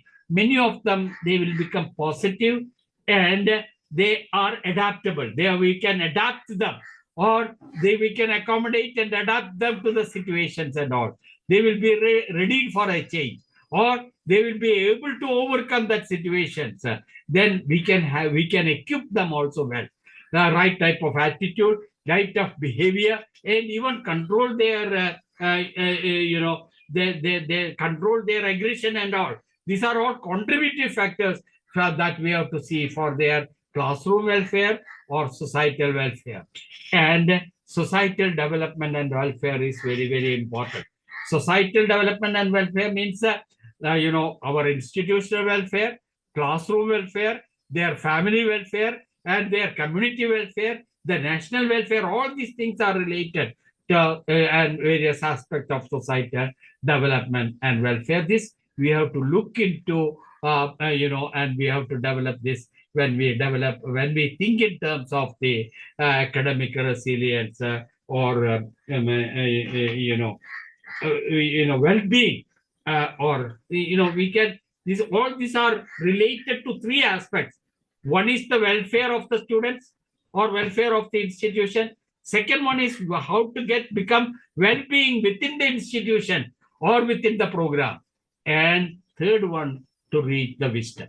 So three aspects, welfare, well-being, and wisdom are interconnected when you have a good academic resilience through your educational or academic programs in your colleges and universities.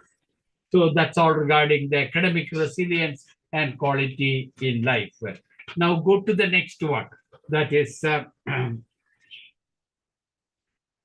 quality in life. I have already discussed. Come to the next slide. Education for welfare and wisdom. Next slide, please. That is even I will start with the NEP 2020. They say that a holistic development of the learner is very, very important. Why we have the holistic development? It will lead to the welfare and it will lead to the well-being of the individual. That's very, very important. So, can you change the slide? Go to the next slide, please. I cannot change it from here. Please, please help me to change the slide. Next slide. Hello? Nimi or Siyas? Kindly ask them to change the slide.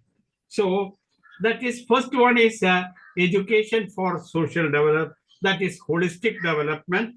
An education system focused on the both welfare and wisdom.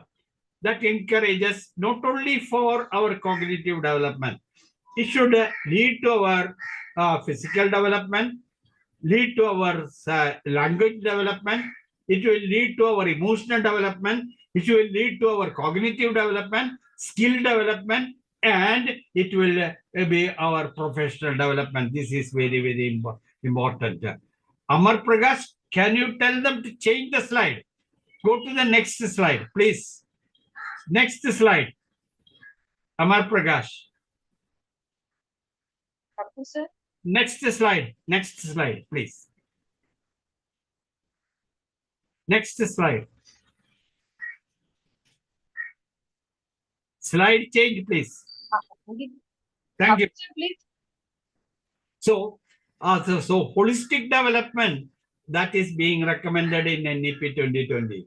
From now onwards, we have to think in terms of not only equipping the students in our subject, that is competencies, that is all the more important. But beyond that, what we should have, that education system should be focused on both welfare and wisdom. That encourages the cultivation of the whole person, not just the intellect alone. We should not give more importance or intellect. Intellect is very, very important. Intellectual development or cognitive development, knowledge development, these are very, very important. But beyond that, for becoming a holistic or a person who can become welfare and wisdom, we should have better communication and language development. So NEP says importance to communication and language development, that is also needed. For every class, whether it is in PG or in PhD or in UG or in technology or any professional or management courses, we should have proper language development there. Then we can have this, physical development is also very, very important. Otherwise, sometimes students, they are very good. Because of ill health and all, they will be having problem to cope up with their studies.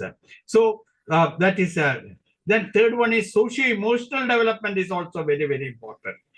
That is socio-emotional, they should not become unnecessarily aggressive, or they should not become vulnerable, or they will not become timid and all. So they'll have very healthy socio-emotional community. That is, emotional intelligence is also very, very important. Not only our intelligence in our subjects and all discipline, but an emotional intelligence, socio-emotional climate, they can face any situation. So they will have that, that capacity also. And the fourth one, I will say, even with all these things, we should promote them to a professional development. Whatever in the profession, whatever is required in that profession, we have to prepare them. We should not leave them halfway. If they want to become a teacher, that a teaching pedagogy, all these aspects, she should be nursed. If it is a management, that is management, or a technology, for whatever is needed, that is a professional preparation is also needed in a holistic development. Then second one is this education for welfare and wisdom. It is community welfare. Education is intrinsically linked to the societal welfare. With the knowledge and personal growth, we can serve or become catalyst for community-wide benefits, not only for our our own well-being. To the well-being of our institution is all the more important. The well-being of the people around is also more important. Well-being of the state is also important. Well-being of that, if it is a Northeast and all, the entire Northeastern region, how we develop, that is a national or international welfare. So we are all committed to this. Intrinsic or welfare is needed. That is welfare and wisdom. And the last one is, I will say, the value-based learning. That is incorporating the values or the behavior patterns which will make our own life very, very peaceful, satisfied and all, and capable. That is a behavior pattern or values we develop. Then also we have to help other people.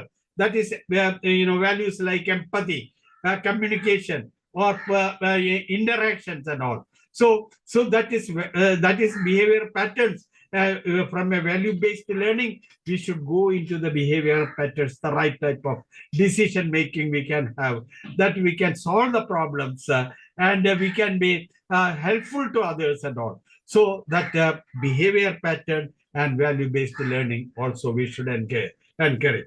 That's all I wanted to say about the education for welfare and wisdom. It is not only that welfare and wisdom is also based upon our intellectual abilities and all, but beyond that, when we want to have a real welfare and wisdom, we have to think in terms of developing our community, about our people, helping others, the class as a whole, the society as a whole and all. Even our associations and all, our teacher faculty associations and all, they are all for the welfare and wisdom of these people involved in it. So that's all regarding the education for the welfare and wisdom. Then now, and when we, before leaving this welfare and wisdom, I wanted to say that the education for peace, as I am coming from Gandhigram, that is that we are fostering here the education for the peace. I have already mentioned about it, the non-violence and national. We have a prototype of a Shanti Sena, or we do not have this NCC and other things here in our university. We have a peace brigade. When the students come to this university, they can enroll in their Shanti Sena. They become a volunteer to promote, peace and non-violence. So that will help. And they are given coaching in holistic and total development, training in peace and non-violence. That is an inner peace and self-realization. They can self-realize. They can have a satisfaction. Then non-violent action, satyagraha, prayers, meditation, and all these are all being given training. And disarmament and peaceful strategies also, we will say that how to negotiate, that conflict management, that strategies and all, we give them, training for the teachers. Then lastly, search for truth and beauty. That is very, very important. Finally, and environmental sustenance is also very, very important. we can sensitize the students for the taking care of this environment. That includes the entire living and non-living being on the earth. So that's all regarding the education for peace. Then we will go to the next one, that is the future prospects of higher education. Please go to the next one. So future prospects of higher education. When we think in terms of higher education, we have almost discussed all aspects of higher education in society. Social development we have discussed. So sustainable development we have discussed. We have discussed about psychosocial development, ICT for development, then academic benevolence also we have developed, we have discussed. So education for holistic development also we have discussed, during this session. Now, what are the future prospects for higher education? How we have to take care of this? All these aspects are needed, but beyond that, this is which is being advocated now also. But this system, how we can promote this system better. First one is, I will say, three aspects we can take good care. One is personalized learning. Second one is global collaboration. And third one is sustainable practices.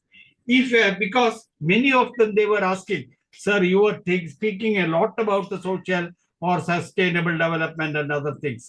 How we can achieve it through higher education. So I will say my prospects or my ways of reaching or reaching this society through higher education, we can have. One is personalized learning.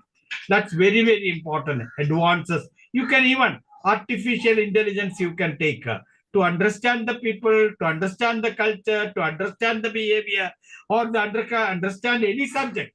Even many of these my slides are also I have developed through this personalized using the artificial intelligence. Earlier we were taking we were depending upon only on our intelligence, personal or differential intelligence or multiple intelligence and all. But now we can acquire the knowledge through artificial intelligence and machine learning. So that will pave way for highly individualized, educational experiences. Even they can promote that knowledge and skills we can promote even through artificial intelligence and all. So that is the positive aspect of AI. That is artificial intelligence and data science or machine learning should be taken into consideration. There were a lot of articles that are now coming up. How we can wrongly make use of this artificial intelligence. So there we have to be careful when you have a personalized learning using artificial intelligence and all. We can make use of it for making or bridging the higher education and society. The artificial intelligence and data sciences are all very, very important, and they can even take it as a personalized learning approaches for future higher education in India. Then through global collaboration, we can collaborate with other universities elsewhere, academic collaboration, cross-border in other states, the other other countries. Even sometimes these are coming from far away places. We can take it. We can have collaboration, and even sometimes we can exchange our ideas. We can take the best things from other countries, and they will also be profited from us. So collaborative learning strategies, collaborative training strategies, collaborative research strategies we have to make use. And even from a global perspective, we can bring it together. That diverse perspectives and expertise, we can make use of it, and we can bring closer together if you have global collaboration. Then third one is more important from a societal point of view, that is sustainable practices. Higher education are more spearhead for sustainability from reducing, because sometimes we can get immediate benefits through, that will become a damaging to the the society, to the people and all. So we have to be very good in making use of the sustainable practices, clean energy, clean environment. So this if it is a polluted environment and all, and even sometimes this is ideas also can come generate or degenerate our behavior system and all. So we have to protect that. So we will have better generative sustainable practices we have to develop. So personalized system, global collaboration, and sustainable practices are very, very important for the future prospects of higher education. You can make use of any one of them, or combined. You can combine this personalized, collaborative, and sustainable practices together in our education institution for making the higher education more closer to the society. Now, go to the next one, that is higher education and lifelong learning. Lifelong learning is also being, highlighted in our national education policy. It is not only that we prepare our students to complete a course or to get a degree and all, but they have to get or make use of it in their life itself. Go to the next slide, please. That is higher education and lifelong learning. So how we can achieve this lifelong learning? Because many teachers, when they say, even from Gandhigram also, when I come there, they used to say that these students will go away, say, that is the end of the story. But I used to say no. And how? That is, I used to say, or we have to have common discussion sometime. We can reach our students, or the students can reach us or continue the learning process through the online platforms. Enable continuous learning at any age or anywhere or any profession. Even if they have gone for some profession also, they can improve their commitment and or dedication through their online platform. More knowledge. Even we've found that sometimes our skill development, it's okay now, but sometimes reskilling is very much needed. These skills are not needed. New skills are coming up. So especially in ICT and all, when you use industry and ICT, skilling is very, very important. So especially in technology sector and all, they cannot sustain in their profession unless they improve their skills. So online platform, you can take it up. A number of courses are coming up. Even our Swayam platform and the MOOC platforms and all, we can make use of, and we can reach our children to learn even beyond their studies in our institutions, colleges, or universities. And we can have flexible also. If you have conduct the courses the same time. So now I have seen that even our sensitization and our orientation programs, they are also making it more flexible, either after 5 o'clock or in between their lunch time, 11 to 5 and 11 to 2. Earlier, we cannot even imagine. They will not agree to it. It was all fixed schedules. But now we are thinking in terms of the flexible schedules. And the flexible schedules can be opened up through more online platforms also.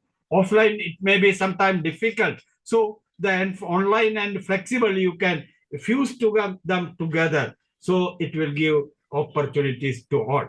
So that's all regarding the flexible solutions. And third one is the community engagement. Community engagement is also promote active citizenship and informed population. That is the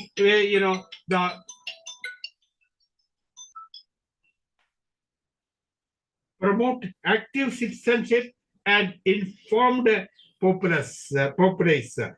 That is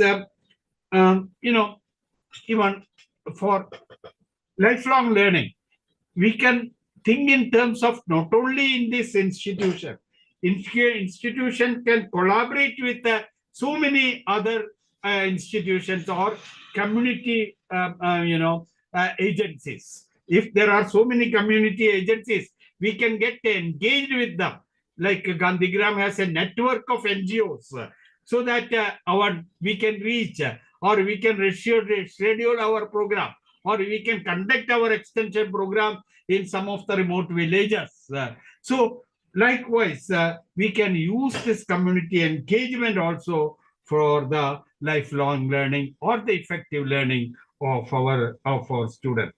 So higher education, we always we should see that it promotes lifelong learning and it takes the learning beyond our classroom. That is the need of the hour. So, and also NEP also insists on the lifelong learning strategies, not confining only to our classroom strategies.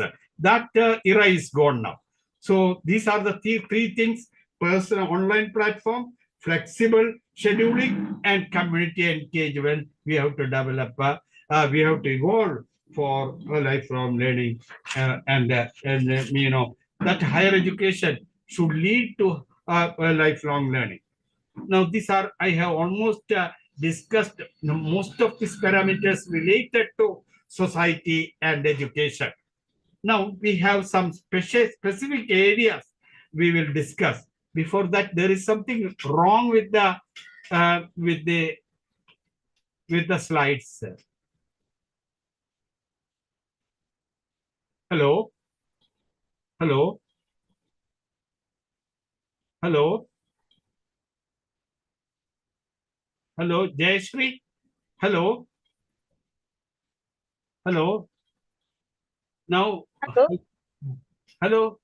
Can you bring the slides? No slide.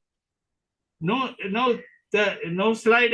Yeah, that is you ask them to. I just not Amar Prakash, please. Divedisa, please bring the slides back. There is no slide now. Hello? Hello? There are few. Ankit sir. Kindly.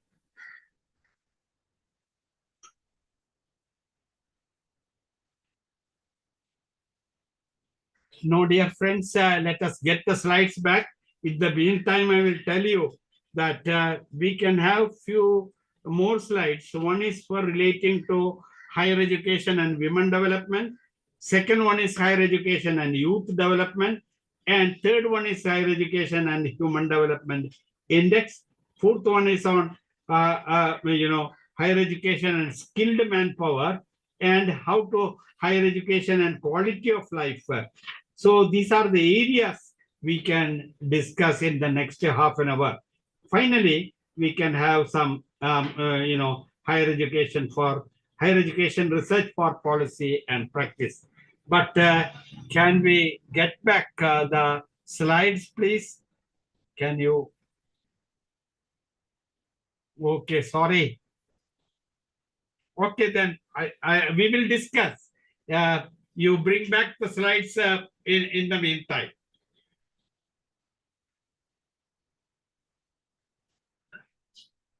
Dear friend, there is a technical glitch.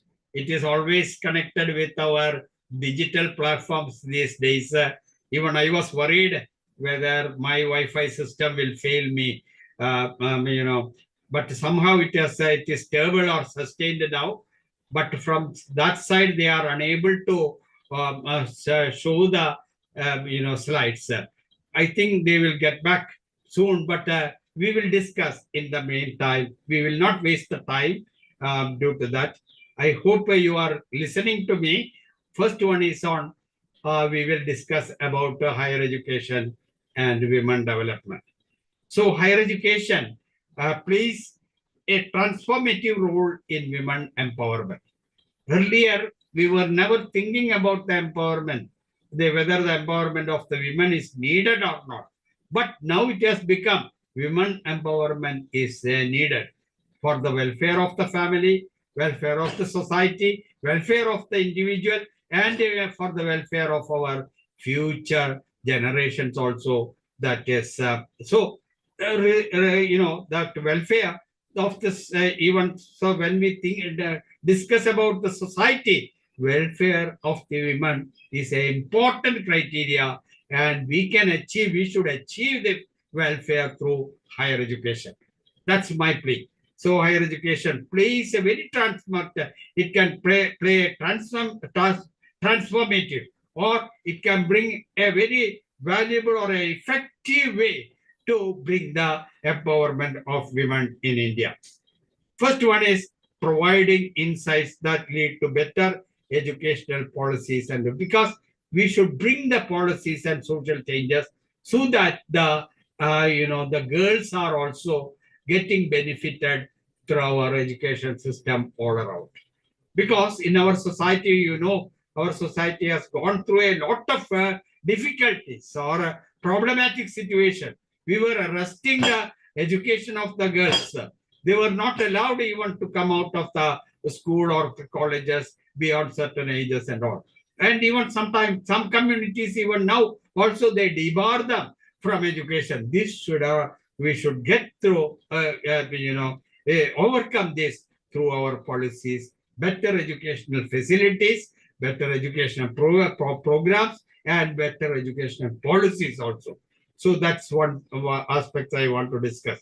Then we should delve into critical issues as, remove the disparities.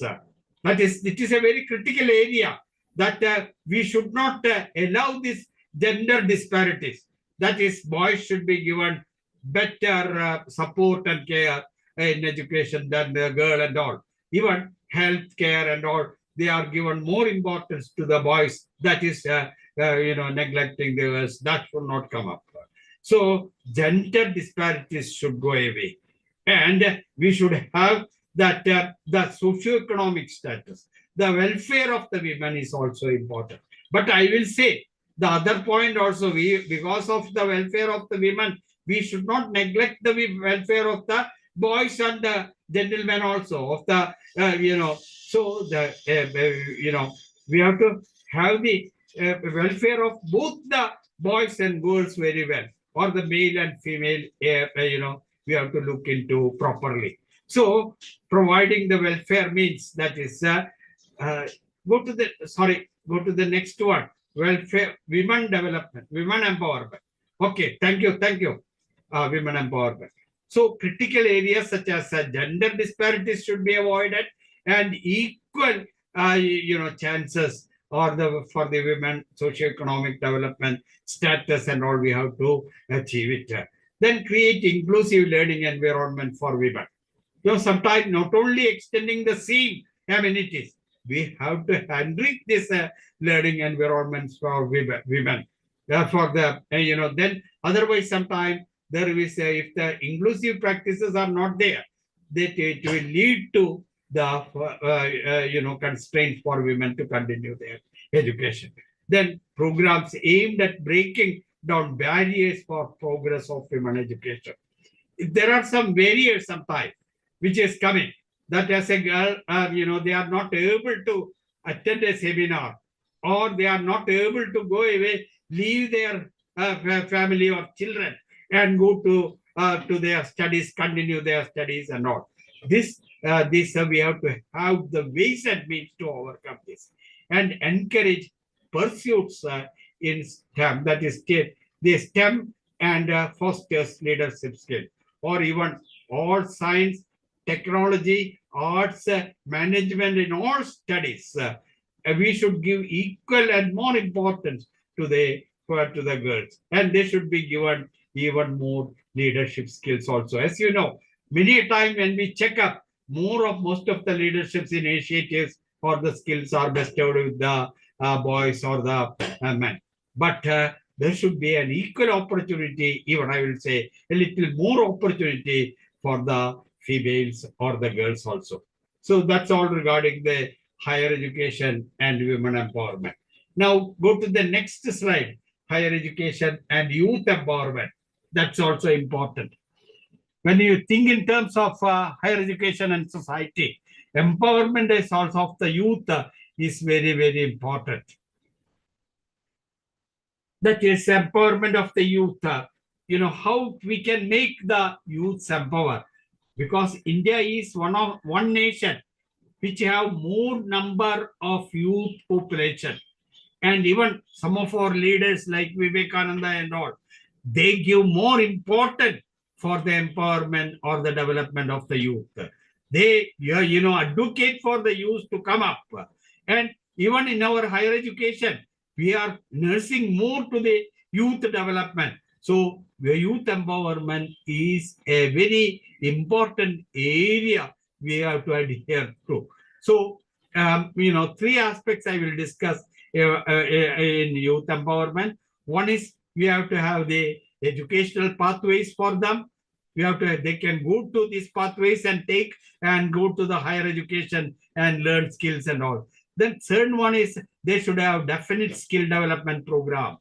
Then third one is they should have a civic engagement programs also. These three aspects are very much needed for the youth empowerment in India. First one, educational pathways. That is a commitment to youth empowerment. Higher education investigate the various educational pathways. So they may have potential. So it is our duty to lead them to the right ways so that their potentials or their abilities, they can come up. Their aspiration, career aspirations, and their personal choices, personal learning experiences and all should be given attention. So it is, we should be more positive and I will say more flexible and liberal once we approach the youth to improve. And a number of pathways should be opened up. You should not say this is the only pathway you go. Otherwise, you cannot excel in your life. That is not. We should not turn them only for technology. You can go only for engineering or only for teaching. It is not like that.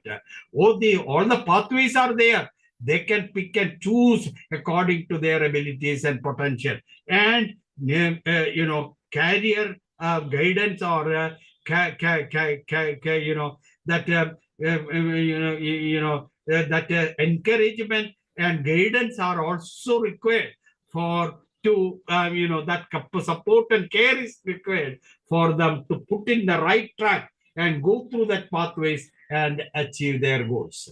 Second one is, of course, the skill development. So here I wanted to say NEP gives more importance to skill development, whereas initially we were giving higher education, we were giving more, it was more on knowledge development. Most of our studies, most of our learning were only for knowledge, or even sometimes for attitudes and values and all. Now we have come up to a situation we should have more higher education skills, skill development, and the learning, the skills needed for the 21st century. We have to highlight that higher education should highlight the importance of involving skill development to keep pace with the technological advancement, even social advancement, and for the welfare of the women. Even for any professional development, specific skills may be required, or interdisciplinary skills are required. So this have to be taken up, and that has to be enriched among them. Sometimes we have to need de-skilling. We don't need such skills that will become an obsolete skill. So we have to de-skill them and re-skill them. We have to raise that earlier skills. We have to bring into the new skills. So re-skill them so that they will become potential for taking up any activities or any job opportunities. Third one is engagement is also very important. They maybe have pathways, or they have a goal, they have knowledge and the skills and all, and if they are not engaged, once they come up, they should have a meaningful way to settle down and to show their abilities and all. They should be employable, and we should have avenues for employment also. Avenues, there's in the communities, we should develop potential, priority areas so that our younger generation will get easily employed or engaged. Even I will not say employed all the time. They should get engaged. Even it will become a social responsibility, even for whether it is in IT or agriculture or any other sector, health sector or IT sector, or it should be social sector and all, or even political sector. We should see that our students are, our young youth are engaged. So social civic engagement is very much needed, and they will be able to address the socio-economic challenges. So sometimes there are social challenges, economic or political challenges.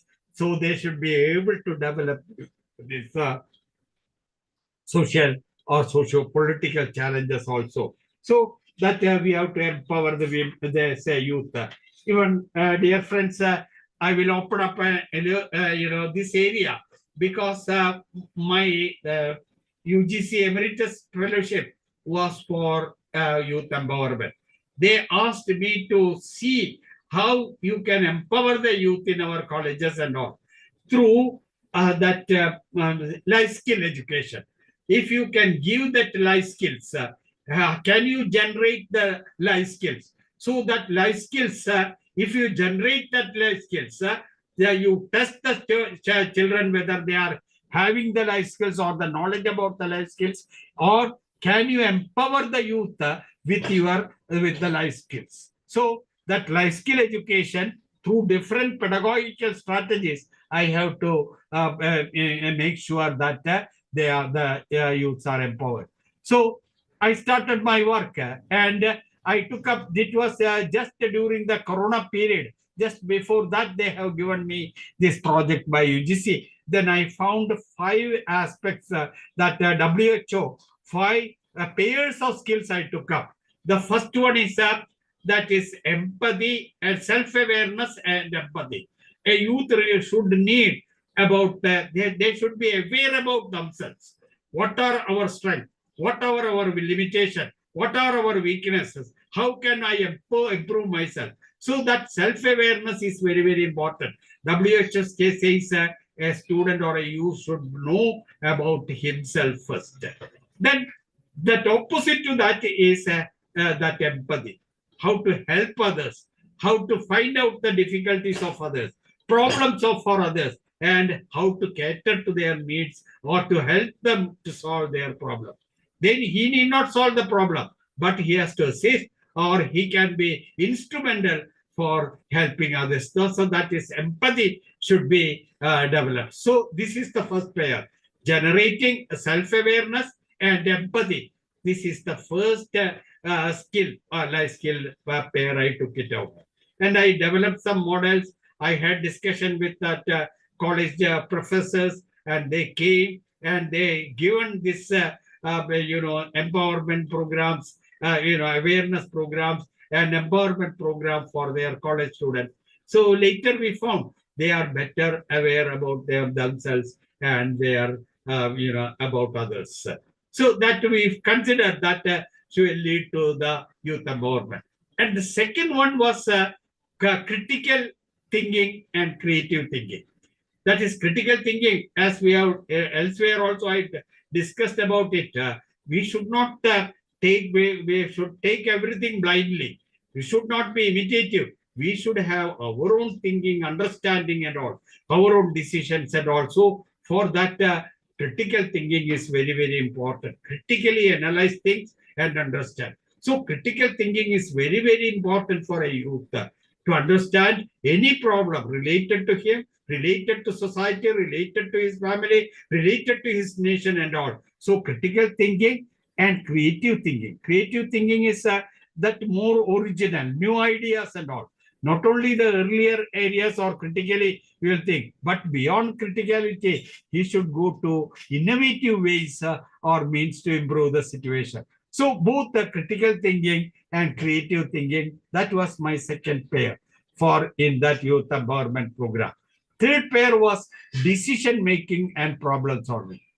We should be, even I have seen that many places we may have awareness and all, but we have to have the correct judgment and decisions.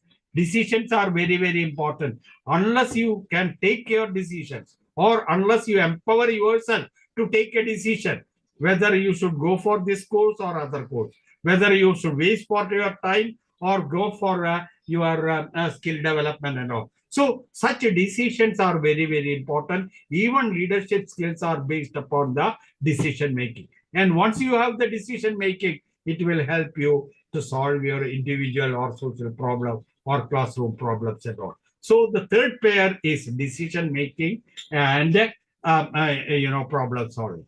And the fourth pair is communication, better communication and interpersonal relationship. Develop the communication skills. They can express themselves. They can address themselves. They can interact with other people. So that area that will build them with the confidence. That is the communication skills we have to develop among our students, among our youth. That will lead to interpersonal relationship. Otherwise, they will become more isolated. They will protect themselves. They will not come out. They will not even open their mouth. So that's why the fourth pair is also important. Well, that is effective communication and youth empowerment. Sorry, and interpersonal relationship. And the last one is coping with emotions and management of the stress. Sometimes we may have unknowingly some emotions that will come up. Will become sadness. Will become aggressive. Will all on a sudden. So we have to identify this, cope up with that emotions, and we will have effective strategies to, if there is a stress and anxiety due to that emotions and all, we may be able to. Sometimes even during the examination and all, you must have seen the students are extra examination stress and anxiety or worry. Because of that, it will lead to a poor performance. So that stress management strategies you can develop. So these are the 5 pairs of life skills WHO. I developed the modules for this, a program for this, and given to the youths, especially at the undergraduate stage. And we found that there is a subtle change in their empowerment pattern. So this, I will repeat it once again. The self-awareness and empathy. Second one is the critical thinking and creative thinking. Third one is the decision making and problem solving. Effective communication and interpersonal relationship, coping with emotions and management of stress. So if you develop this, such skills, if you develop, they will get better engaged, and that will take them to higher levels in their knowledge or in their life itself. So that's all regarding the youth empowerment. We can have another one more, go to the next one. That is higher education and human development index. As you know, India is not very good on human empowerment, human development index, but it has advanced a lot on human development index. So higher education is a means we consider, that is human development. We can come up very high on higher human development index. So for human development index, what I will say is educational attainment is needed. The whole, it is not only one or two. The entire society should be developed through our better education. That is skill development programs and all. That's what we say, better educational attainment is needed for better human development index. Second one is social progress is needed. So we have to cultivate the social progress, society, that engagement in society, different professions and all. So different,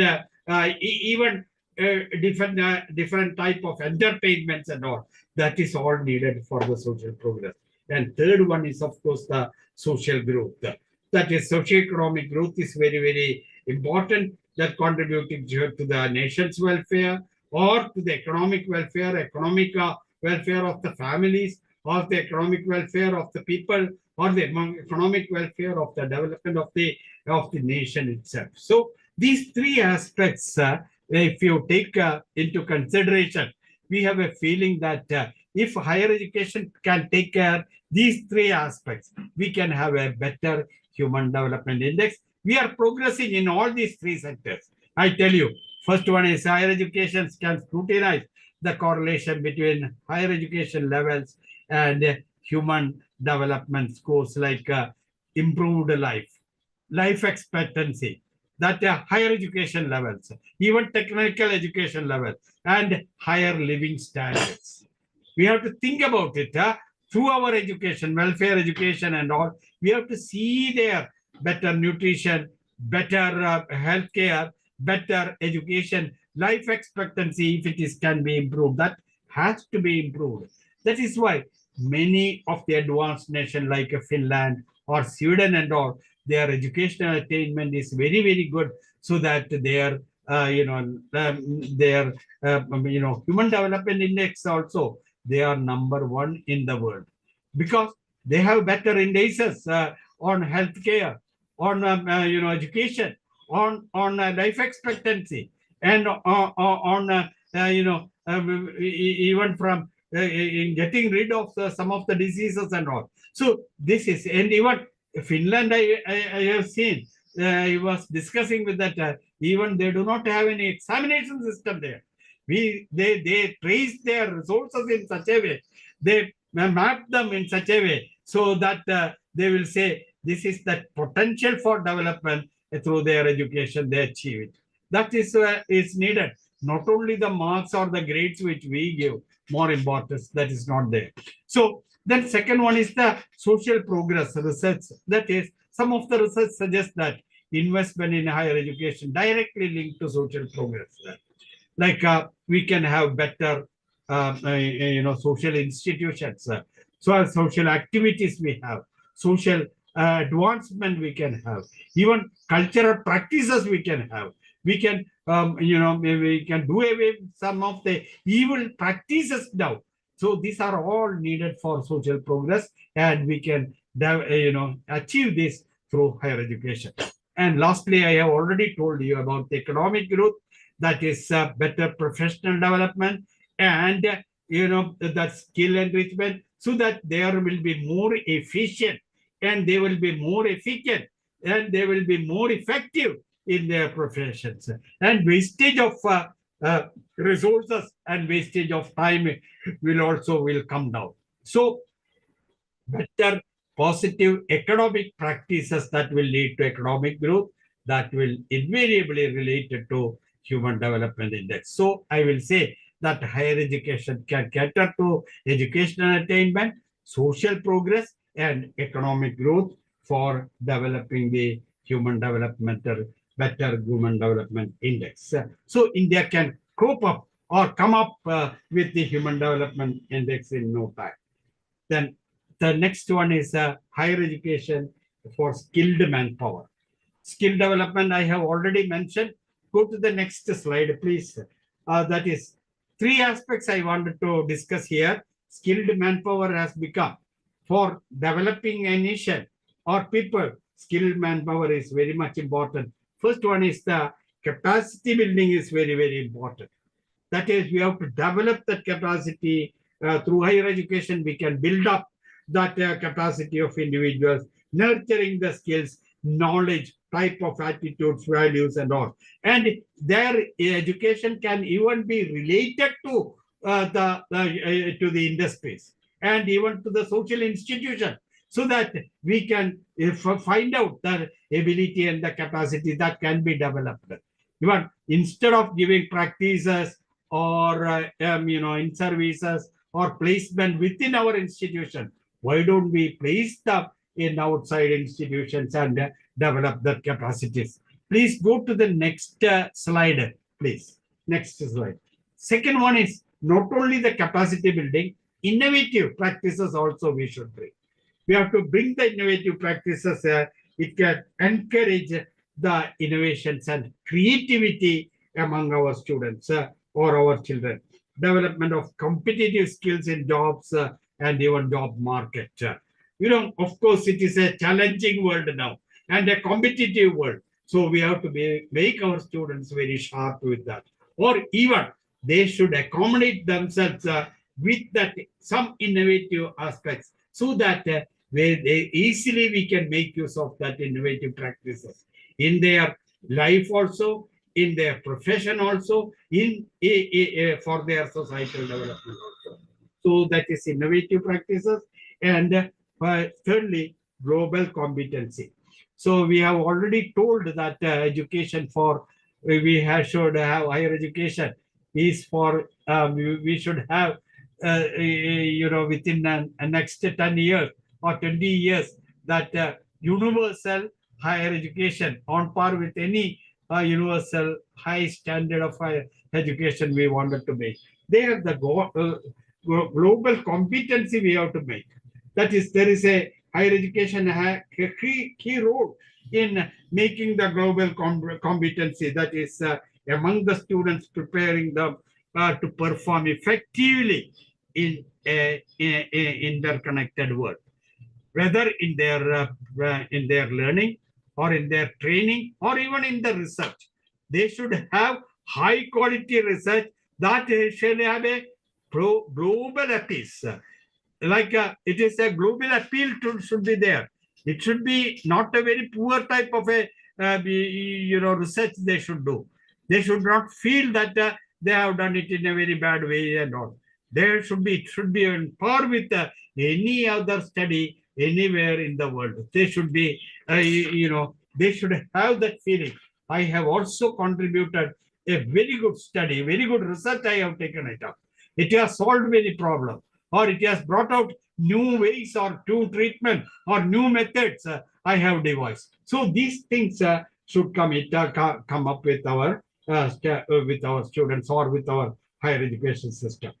So then last one is I can higher education and quality of life. Can you change the slides, please? We are far behind in slides. Amarnath, hello. Amar Prakash, hello. Can you change the slides, please? Go to the next. So, hello, Dr. Amar Prakash. Aye. Dr. Amar Prakash, please shift to your next slide.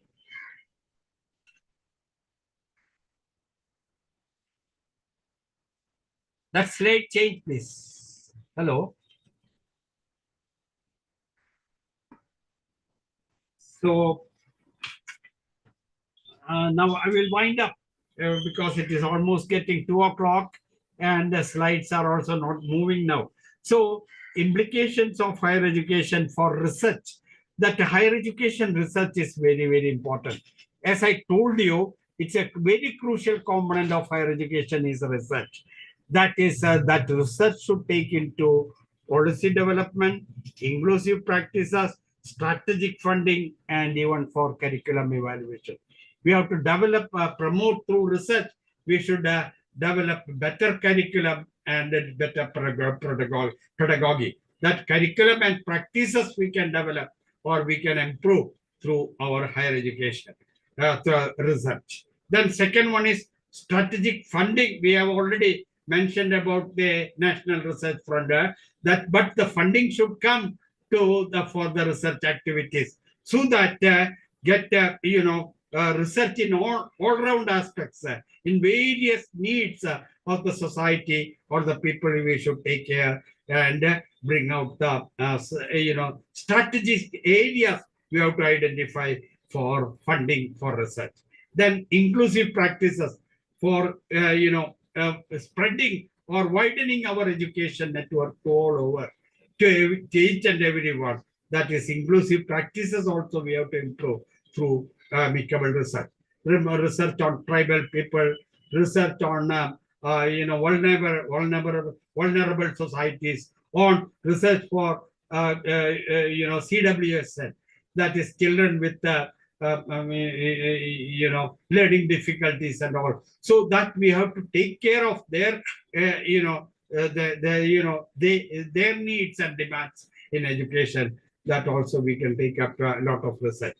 And finally, that our research should lead to policy development. Lot of now, of course, we can all, which is all encouraging, that our leaders have brought out a very good national education policy, that is National Education Policy 2020, NEP 2020. That is when we consider to earlier policies, this policy has become very viable, and it is very, very dynamic, very vibrant, and it is becoming a roadmap for the overall development of our education and our development of the people in India. So that I will say that higher education research should yield to curriculum and its implementation, then strategic funding for research in various areas or issues, then inclusive practices also should be developed, then policy, research into the policy. In conclusion, we can say that empowerment through higher education, we can achieve any empowerment, whether it is women, whether it is child, or with a societal empowerment, we can achieve it through that higher education. Then it can also bridge the gaps. Sometimes if the welfare is not there, or it is an underdeveloped area, or it is an uncared area, or it is an area where it's neglected, it is a society or a community which is neglected for a long time. So that bridging that gaps, now it comes. Our higher education should reach those areas and bridge that gap. Finally, it should yield to sustainable progress. Sustainable development progress, that is the vision for higher education. So that is a sustainable commitment to that higher education to nurture the necessary skills and knowledge and thrive rapidly to through the progress of the society, generations after generations. Hopefully, higher education will become an effective tool and instrument for achieving this. Thank you very much. I think it is 2 o'clock. Let me stop here. If there are some questions, I can answer. Otherwise, I am thankful to the MMTTC Amravati Sant, Baba Amravati University for giving me an excellent chance to address the faculty and scholars. Thank you very much.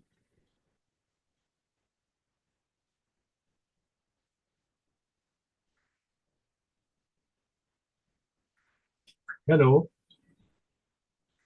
Hello. Hello. Hello. Everybody has gone.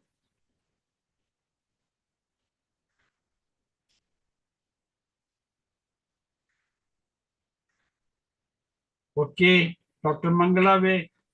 Thank you very much for such a nice, informative, and thought-provoking lecture, sir. Thank you very much.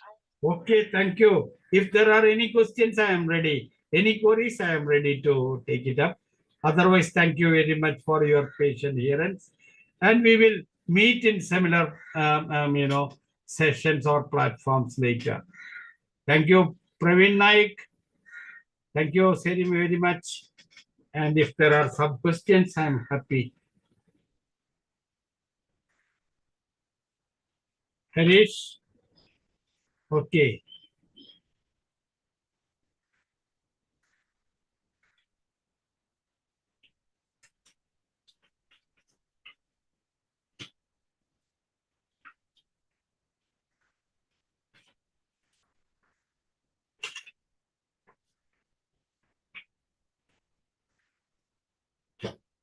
Okay, thank you, the director and all the members of MMTTC. Okay. I think this can be distributed among the participants.